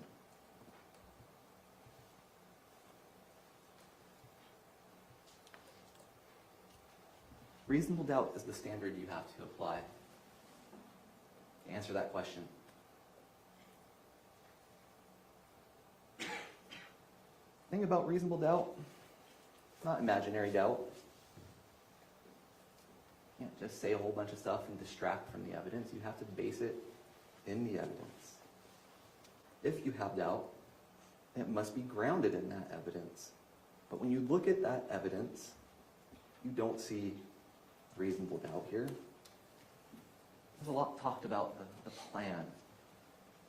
See, never said it was a long-term plan. There was a lot of stuff that built up to that pivotal moment when there was a plan. There was a lot of bad blood, so to speak, that built up until Kevin was willing to shoot Matthew. A lot of bad blood that built up, things that happened until Tracey had enough of that annoyance she called her son-in-law. It was called the messy plan. Quite frankly, looked pretty good. Utah, shoot, intruder. He had a knife. No one was home. Problem was the neighbor who called 911 too soon. Everything went haywire after that, and the plan fell apart. Not for that, we might not be sitting here today. So when we call it a messy plan, it doesn't mean it wasn't a plan. When we call it a failed plan, in the cover-up sense, it doesn't mean it wasn't a plan. And it doesn't even mean that we're saying that the entire family knew about this plan. That's not at all what we've said in this case. What we've said is that everything that got shared in the family was shared among the entire family, and that Tracey knows what to say to get the reaction she wants from her children. And that's what happened here. Without Tracey, this doesn't happen. Without Tracey, Kate didn't lure Matt to Utah. Without Tracey, Kevin did not lie in wait. Without Tracey, Tim would have been there to keep the peace. Without Tracey, Rory and Jake would have been home.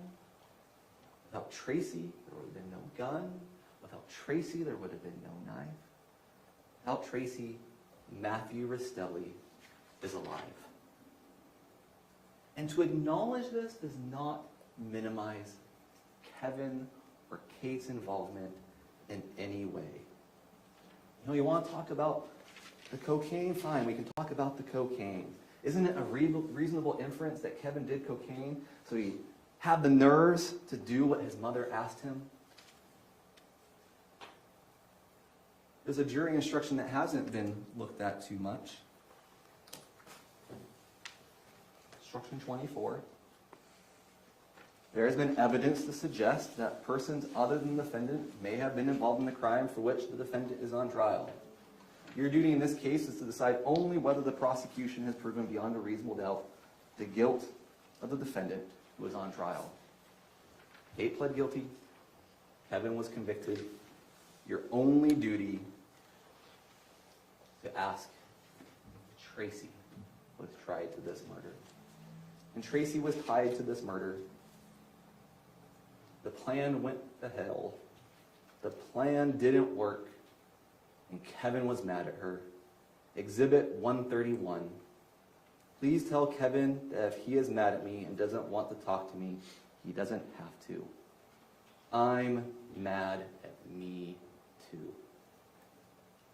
The defense said this is a case about a man who came to be with his family. There's truth in that. This case is also about control. Tracey's control over her daughter, Kate. Tracey's control over her son, Kevin. And Tracey's control over her entire family.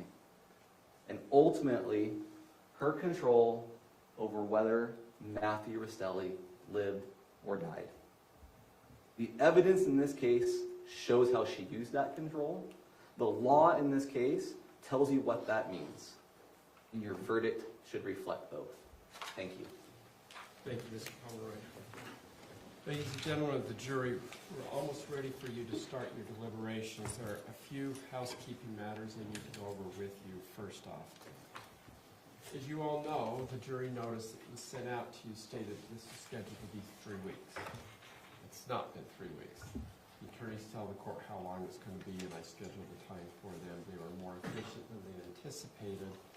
But because we had a 3-week trial scheduled, it's not uncommon. In fact, it's prudent for us to select what are called alternate jurors. Indeed, about 2 months ago, I had another multi-week jury trial scheduled, and partway through that trial, we lost a juror. But for having an alternate juror, we would have had to start the trial over again. So it's very prudent to keep the case moving forward. It's a prudent use of judicial resources, which means it's a prudent use of your taxpayer resources. We selected 2 of you to be alternate jurors in this case just because of the length of the case. The 2 of you that I'm going to identify in a moment or two, your jury duty service is not over, even though I'll be excusing you to go home, grab your belongings and go home. Because the jury is still working, there still is, although probably remote, there still is an opportunity or a chance that one of them may have an emergency at home. Say, I have 5 kids. I remember getting a call from my wife one day, and one of our children had fallen off the bicycle and broke his arm, and she was on the way to the hospital with him. I don't want to jinx any of you with young children, but if that were to happen, we, of course, excuse you to go to the hospital and check out, make sure your child's doing well. And that what would happen then is that we would call the next alternate juror in line to come back to the courthouse, and they would start deliberations with you so that we wouldn't have to retry the case over. So for our 2 alternate jurors, the admonition order about forming an opinion about the case, talking about the case, researching the case, using social media, that is still in play, and that order is still there until we call you when the jury has reached their decision, or if we need you to come down.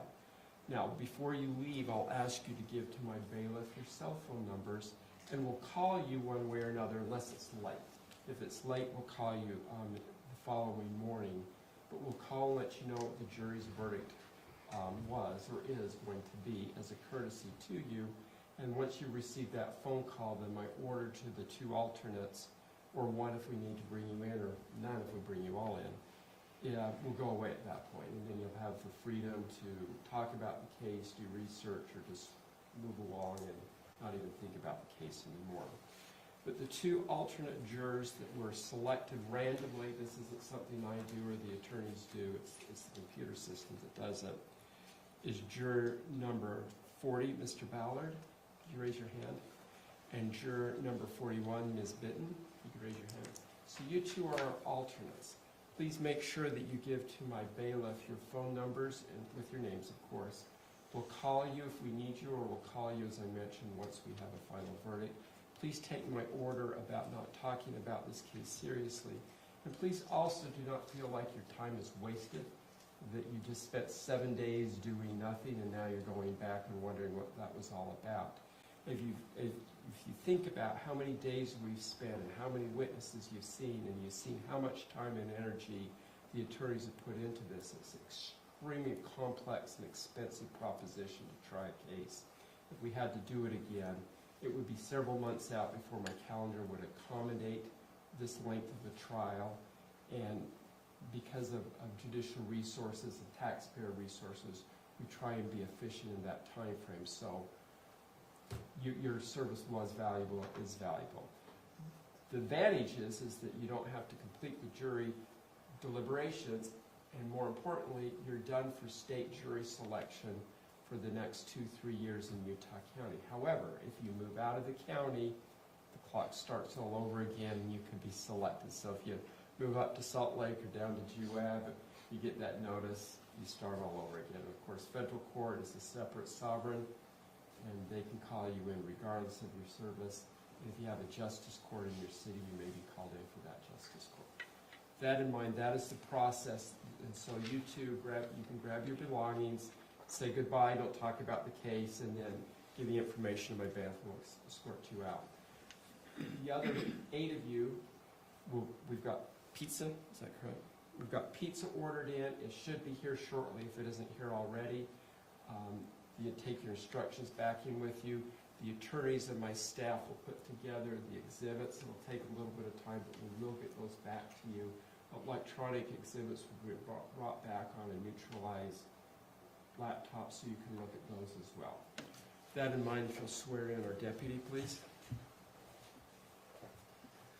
It is solemnly swear that you will take charge of this jury and take them to some private and convenient place where they may deliberate upon their verdict, allowing no one to speak to them, nor do so yourself, unless ordered by the court, and return them into court when they have reached the verdict. So help you God.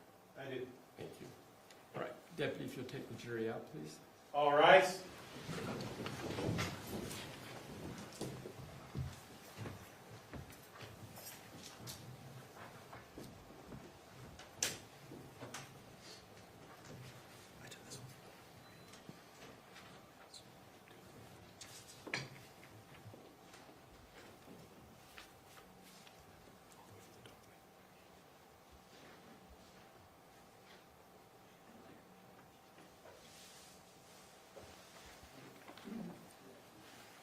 Please be seated. Thank you, counsel. Appreciate the 4 of you and how you tried the case. It's very professional. I watch as I'm listening. I hear you use your first names. It shows me how professionally you're working with each other, that you're not fighting even when you have disagreements. This would be a good case for young law students to study on how to get along and work and try a case.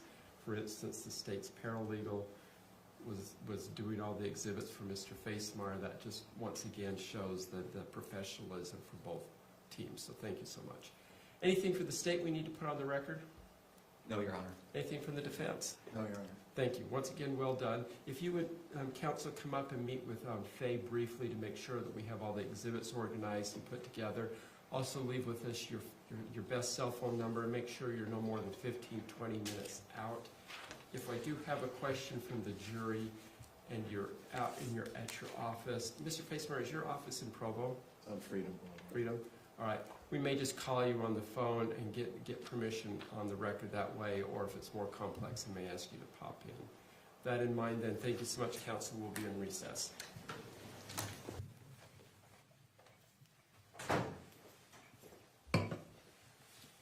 Thank you. Please be seated. Let's go back on the record in the matter of State versus Tracey Marie Grist, case number 241101170. It's my understanding that we do have a verdict. We'll bring out the jury. Ready, please? Ready.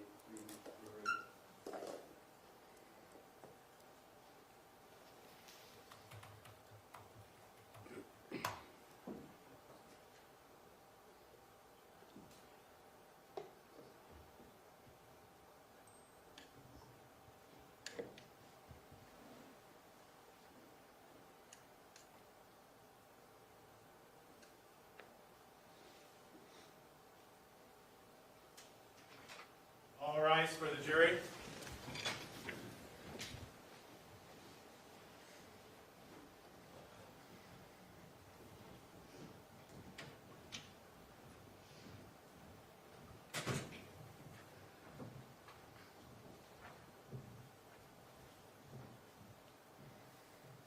Thank you. Please be seated. Juror number 6, may I assume that you're our foreperson? Yes. Do we have a unanimous verdict? Yes. Would you hand the verdict to my bailiff, please?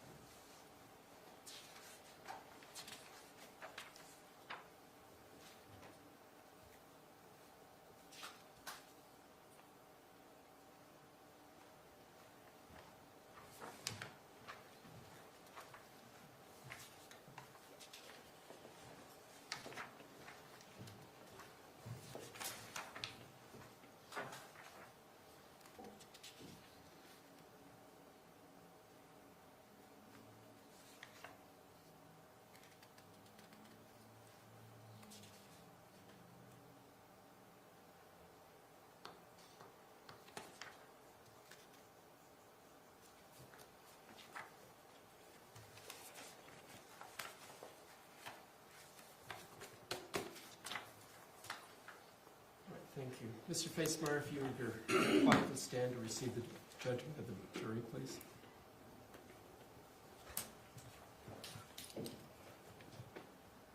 In the 4th District Court, Provo, Utah County, State of Utah. State of Utah Plaintiff versus Tracey Marie Grist, Defendant. Case number 241101170. Judge Roger W. Griffin. As to count 1, we, the jury, impaneled in the above entitled cause, find the defendant as to count 1, murder, as charged in the information, guilty. Jury for a person. As to count 2, we, the jury, impaneled in the above entitled cause, find the defendant as to count 2, conspiracy to commit murder, as charged in the information, guilty. Signed, jury for a person. As to count 3, we, the jury, impaneled in the above entitled cause, find the defendant as to count 3, obstruction of justice, as charged in the information, guilty. Further, having found the defendant guilty, we unanimously find Tracey Marie Grist was a party to planting the knife in Matthew Restelli's hand. Tracey Marie Grist made an untruthful statement to 911 or to the police that Matthew Restelli had a knife before Kevin Ellis shot Matthew Restelli. Signed, jury foreperson. As to count 4, we, the jury, impaneled in the above entitled cause, find the defendant as to count 4, commission of domestic violence in the presence of a child, as charged in the information, guilty. As to count 5, we, the jury, impaneled in the above entitled cause, find the defendant as to count 5, commission of domestic violence in the presence of a child, as charged in the information, guilty. Signed, jury for a person. As to count 1, 2, 4, or 5, we, the jury, impaneled in the above entitled cause, find that at the time of the offenses of count 1, 2, 4, or 5, that Tracey Marie Grist and Matthew Restelli were cohabitants. Signed, jury foreperson. Thank you. Please be seated. Mr. Facemeyer, do you wish me to poll the jury? Yes, Judge. Thank you. Ladies and gentlemen of the jury, this is a standard practice that we do called polling the jury. It's a little laborious, but what I shall do is I'll just go down the row and ask each of you as to each count if this is indeed your verdict, and then we'll move on to the next person. So it'll take a few minutes, but we'll make sure that the record is clear. As I mentioned, this is the standard practice. I'll just start with juror number 6, then I'll go to juror 10, and then juror 27, and then we'll go to the back row, and then just hold up your placard so I can see your number, and then we'll go from there. So juror number 6, starting with you, is it indeed your verdict is to count 1 guilty? Yes. As to count 2, is it indeed your verdict guilty? Yes. As to count 3, is it indeed your verdict guilty? Yes. Is it indeed your verdict also that Tracey Marie Grist planted a knife in Matthew Restelli's hand? Yes. Is it also your verdict that she made an untruthful statement to 911 or the police that Matthew Restelli had a knife before Kevin Ellis shot Matthew Restelli? Yes. Count 4, is it indeed your verdict guilty? Yes. Count 5, is it indeed your verdict guilty? Yes. Count 6, the special verdict form for cohabitation, is indeed your verdict that they were cohabitants? Yes. All right, thank you. And I was a little neglectful there, so I want to do a couple of things just to make sure we're clear. Count 1 was murder, and that was indeed your verdict for murder? Yes. And then for count 2, it was conspiracy to commit murder. That was your verdict Yes. as well. And then count 3, it was, as to obstruction of justice, it was indeed guilty. Yes. I do want to say, although you didn't mention it, this count 1, 3, 4, and 5 are all as a party to. Is that correct? Counts 1, 2, 4, and 5 are Sorry. cohabitants. 1, 2. Counts 1, 2, 1, 2, 4, and 5 are cohabitant. Yeah. Counts 1 and 3 are as a party to. and I'm not sure I understand you there, I'm sorry. Sorry, can you count 1 was murder? Yeah, count let me 2 read them all to you again. Okay. There's sorry. no problem at all. I'll go a little slower, okay? So count 1 is for murder as charged in the information. Was it your verdict guilty for murder? Yes. Count 2 was conspiracy to commit murder. Was it your verdict that Ms. Grist was guilty? Yes. Count 3 was obstruction of justice. Was that your verdict of guilty? Yes. Thank you. Was it also your verdict that Ms. Grist, quote, was a party to planting the knife in Matthew Restelli's hand? Yes. Was it also your verdict that Tracey Marie Grist made an untruthful statement to 911 or the police that Matthew Restelli had a knife before Kevin Ellis shot Matthew Restelli? Yes. Thank you. And then count 4 was commission of domestic violence in the presence of a child. Was that your verdict of guilty? Yes. Then count 5 was also commission of domestic violence in the presence of a child. Was it indeed your verdict of guilty? Yes. Thank you. And then the special verdict form. And that reads as follows. We, the jury impaneled in the above entitled cause, find that at the time of the offenses in counts 1, 2, 4, or 5, that Tracey Marie Grist and Matthew Restelli were cohabitants. Was that your verdict? Right. Did that clean up your confusion? Yes, it does. Your Honor, I believe he means as a party to the offense. This is the time for polling. All right, I'm just trying to clarify. Yeah, let's talk about that after. Let's poll right now. All right, thank you. Sit tight, and I'm going to go through the rest of the panel. So juror number 10. As to count 1, murder, was it indeed your verdict guilty? Yes. As to count 2, conspiracy to commit murder, was it your verdict as guilty? Yes. As to count 3, obstruction of justice, was it your verdict of guilty? Yes. Did you also find that Tracey Marie Grist was a party to planting the knife in Matthew Restelli's hand? Yes.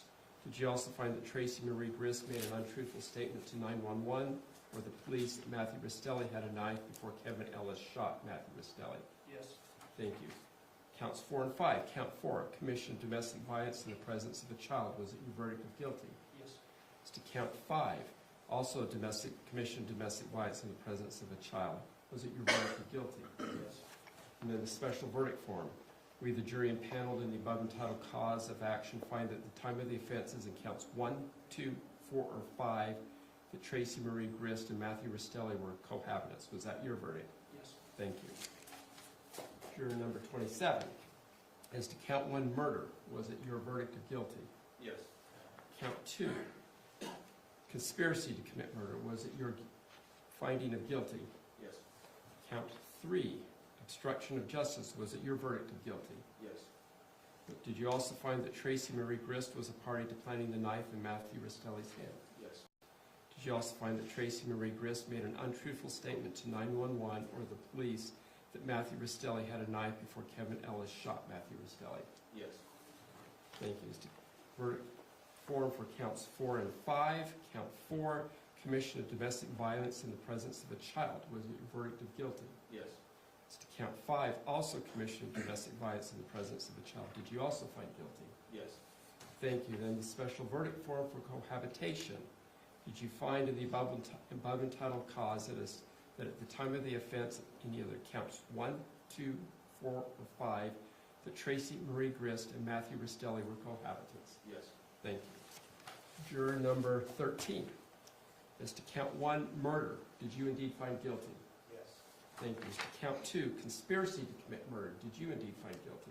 Yes. As to count 3, obstruction of justice, did you find guilty? Yes. Did you also find Tracey Marie Grist was a party to planting the knife in Matthew Restelli's hand? Yes.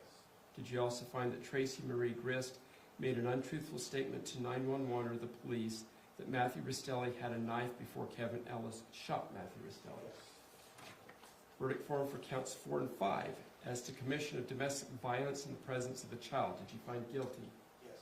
As to count 5, also commission of domestic violence in the presence of a child is charging the information. Did you find guilty? Yes. As to count 6, the special verdict form. Did you find in the above entitled cause of action that the time of the offenses in counts 1, 2, 4, or 5 that Tracey Marie Grist and Matthew Restelli were cohabitants? Yes. Thank you. Juror number 5. As to count 1, murder. Was your verdict guilty? Yes. Thank you. As to count 2, conspiracy to commit murder. Was your verdict guilty? Yes. Thank you. As to count 3, obstruction of justice. Was your verdict guilty? Yes. As to did you also find that Tracey Marie Grist was the party to planting the knife in Matthew Restelli's hand? Yes. Did you also find that Tracey Marie Grist made an untruthful statement to 911 or the police that Matthew Restelli had a knife before Kevin Ellis shot Matthew Restelli? Yes.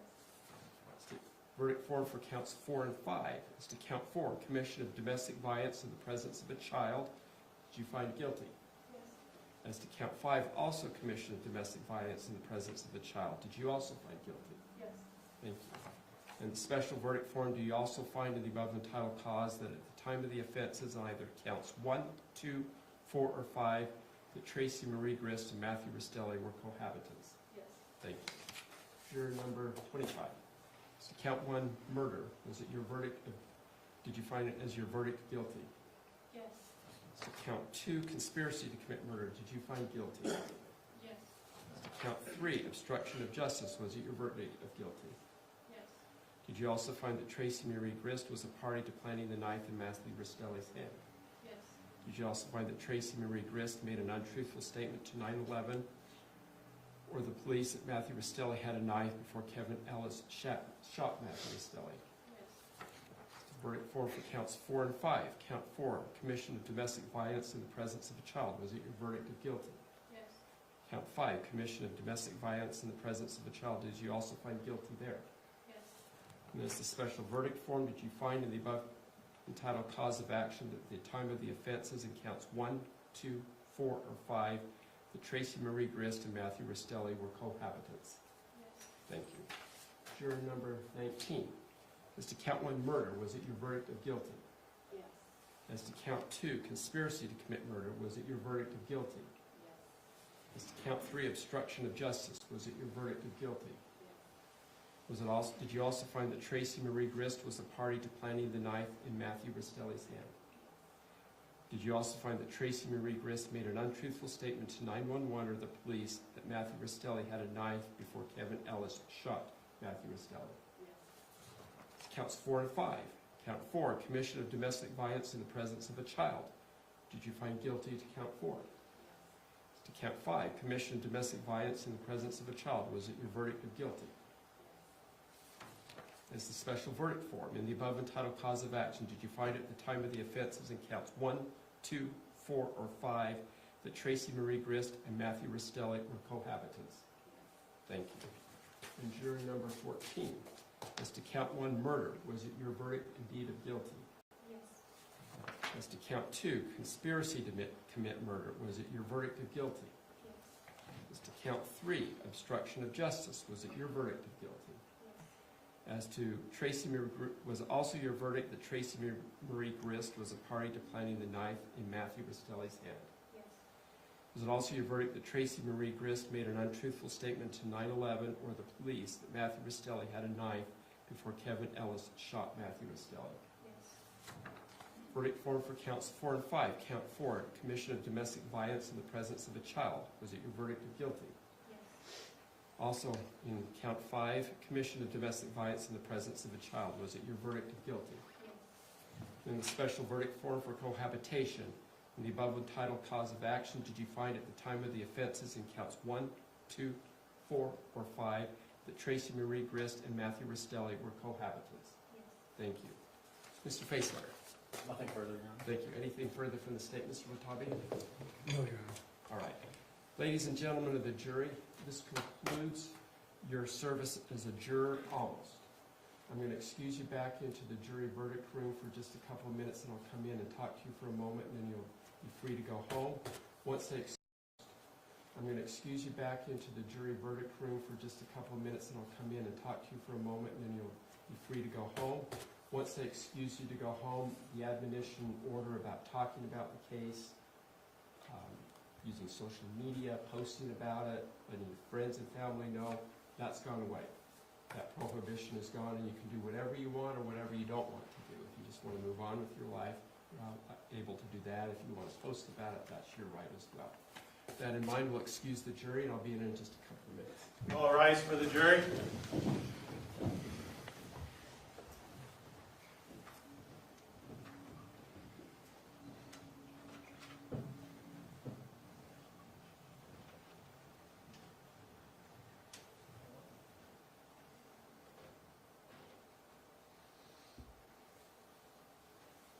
Thank you. Please be seated.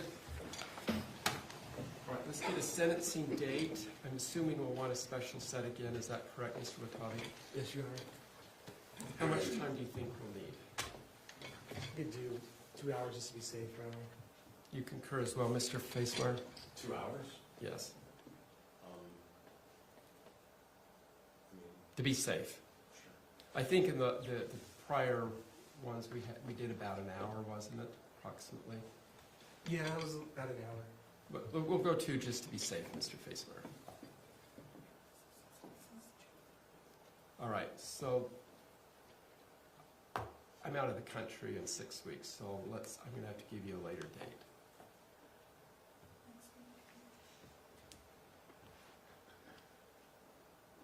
Are we saying June is what we're saying?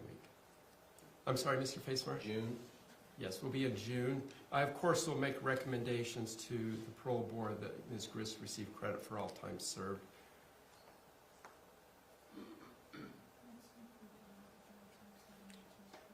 About Monday.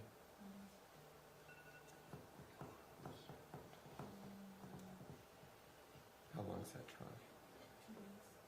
Let's do it on Friday then. What's the date?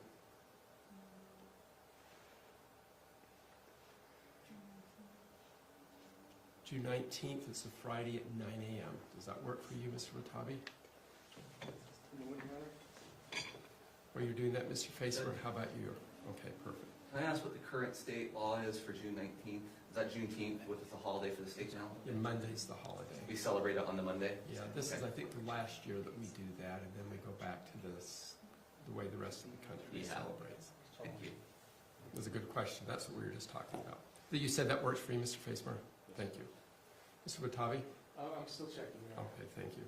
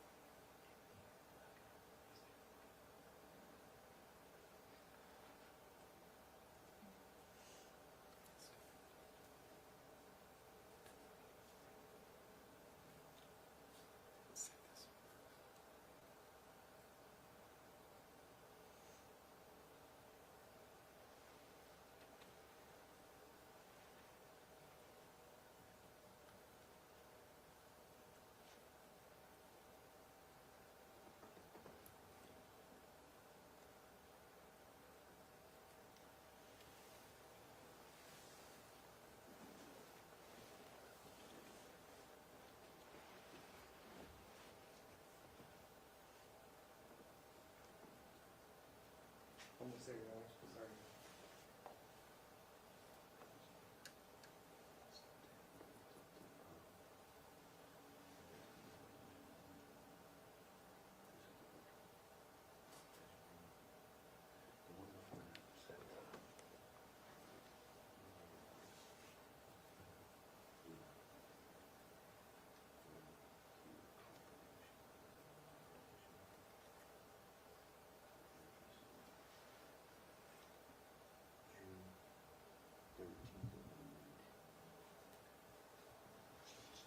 Right, but they're talking June 19th, so you'll be gone.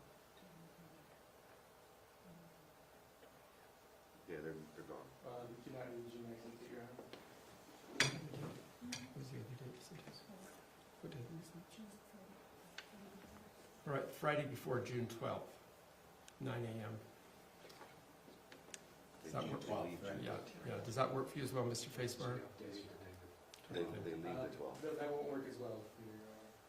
We could do the week after June 19th, right? Any day during the weeks, besides Friday and I've got some trials is the problem.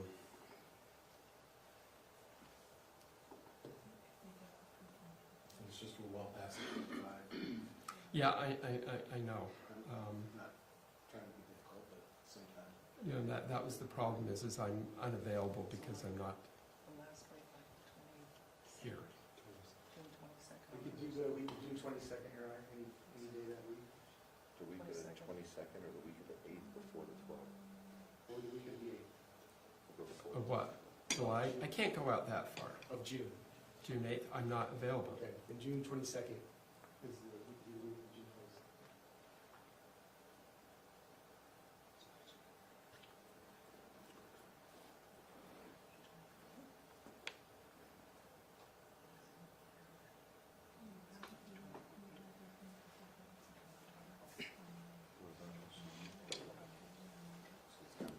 Is that a 7? Yes. I have to bump it. What do we have in the morning?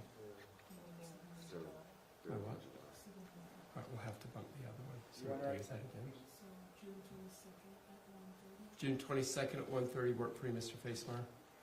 no, they're not back on the 12th. To get back on the 24th. Yeah. I'm sorry, Your Honor, the Restellis don't get back until the 24th. Can you change your plans? I can't go out forever. We can't. It's out of the area. When do you get back? We get back the 25th, the 25th of June.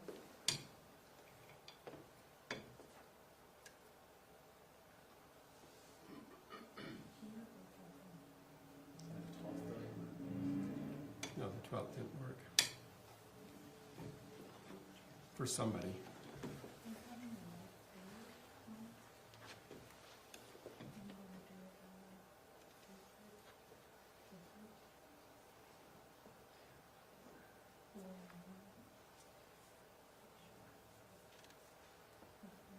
So what day again?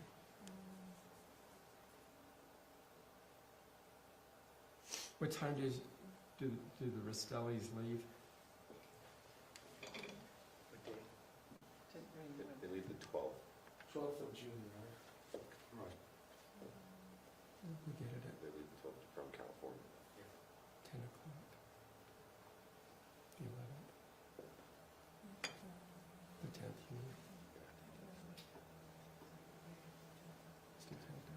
All right, we'll make my criminal calendar on Wednesday, the 10th, light, and we'll do it at 10:30. What day is your criminal calendar? Wednesdays. The 10th? Yeah.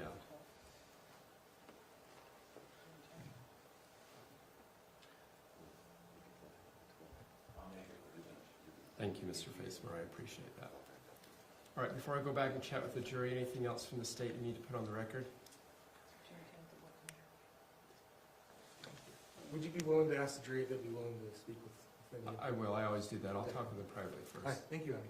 Anything from the defense, Mr. Facemer, to put on the record? Just checking the time for...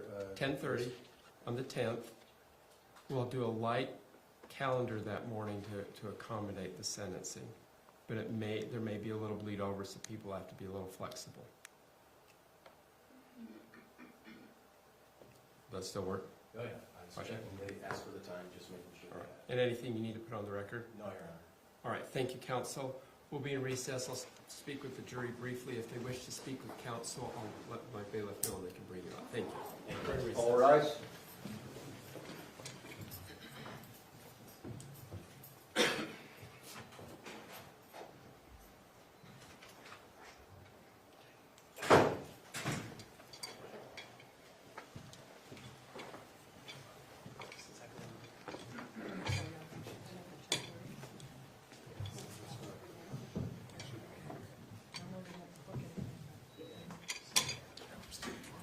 I'm in the court, so I'll try to keep it light, make sure we keep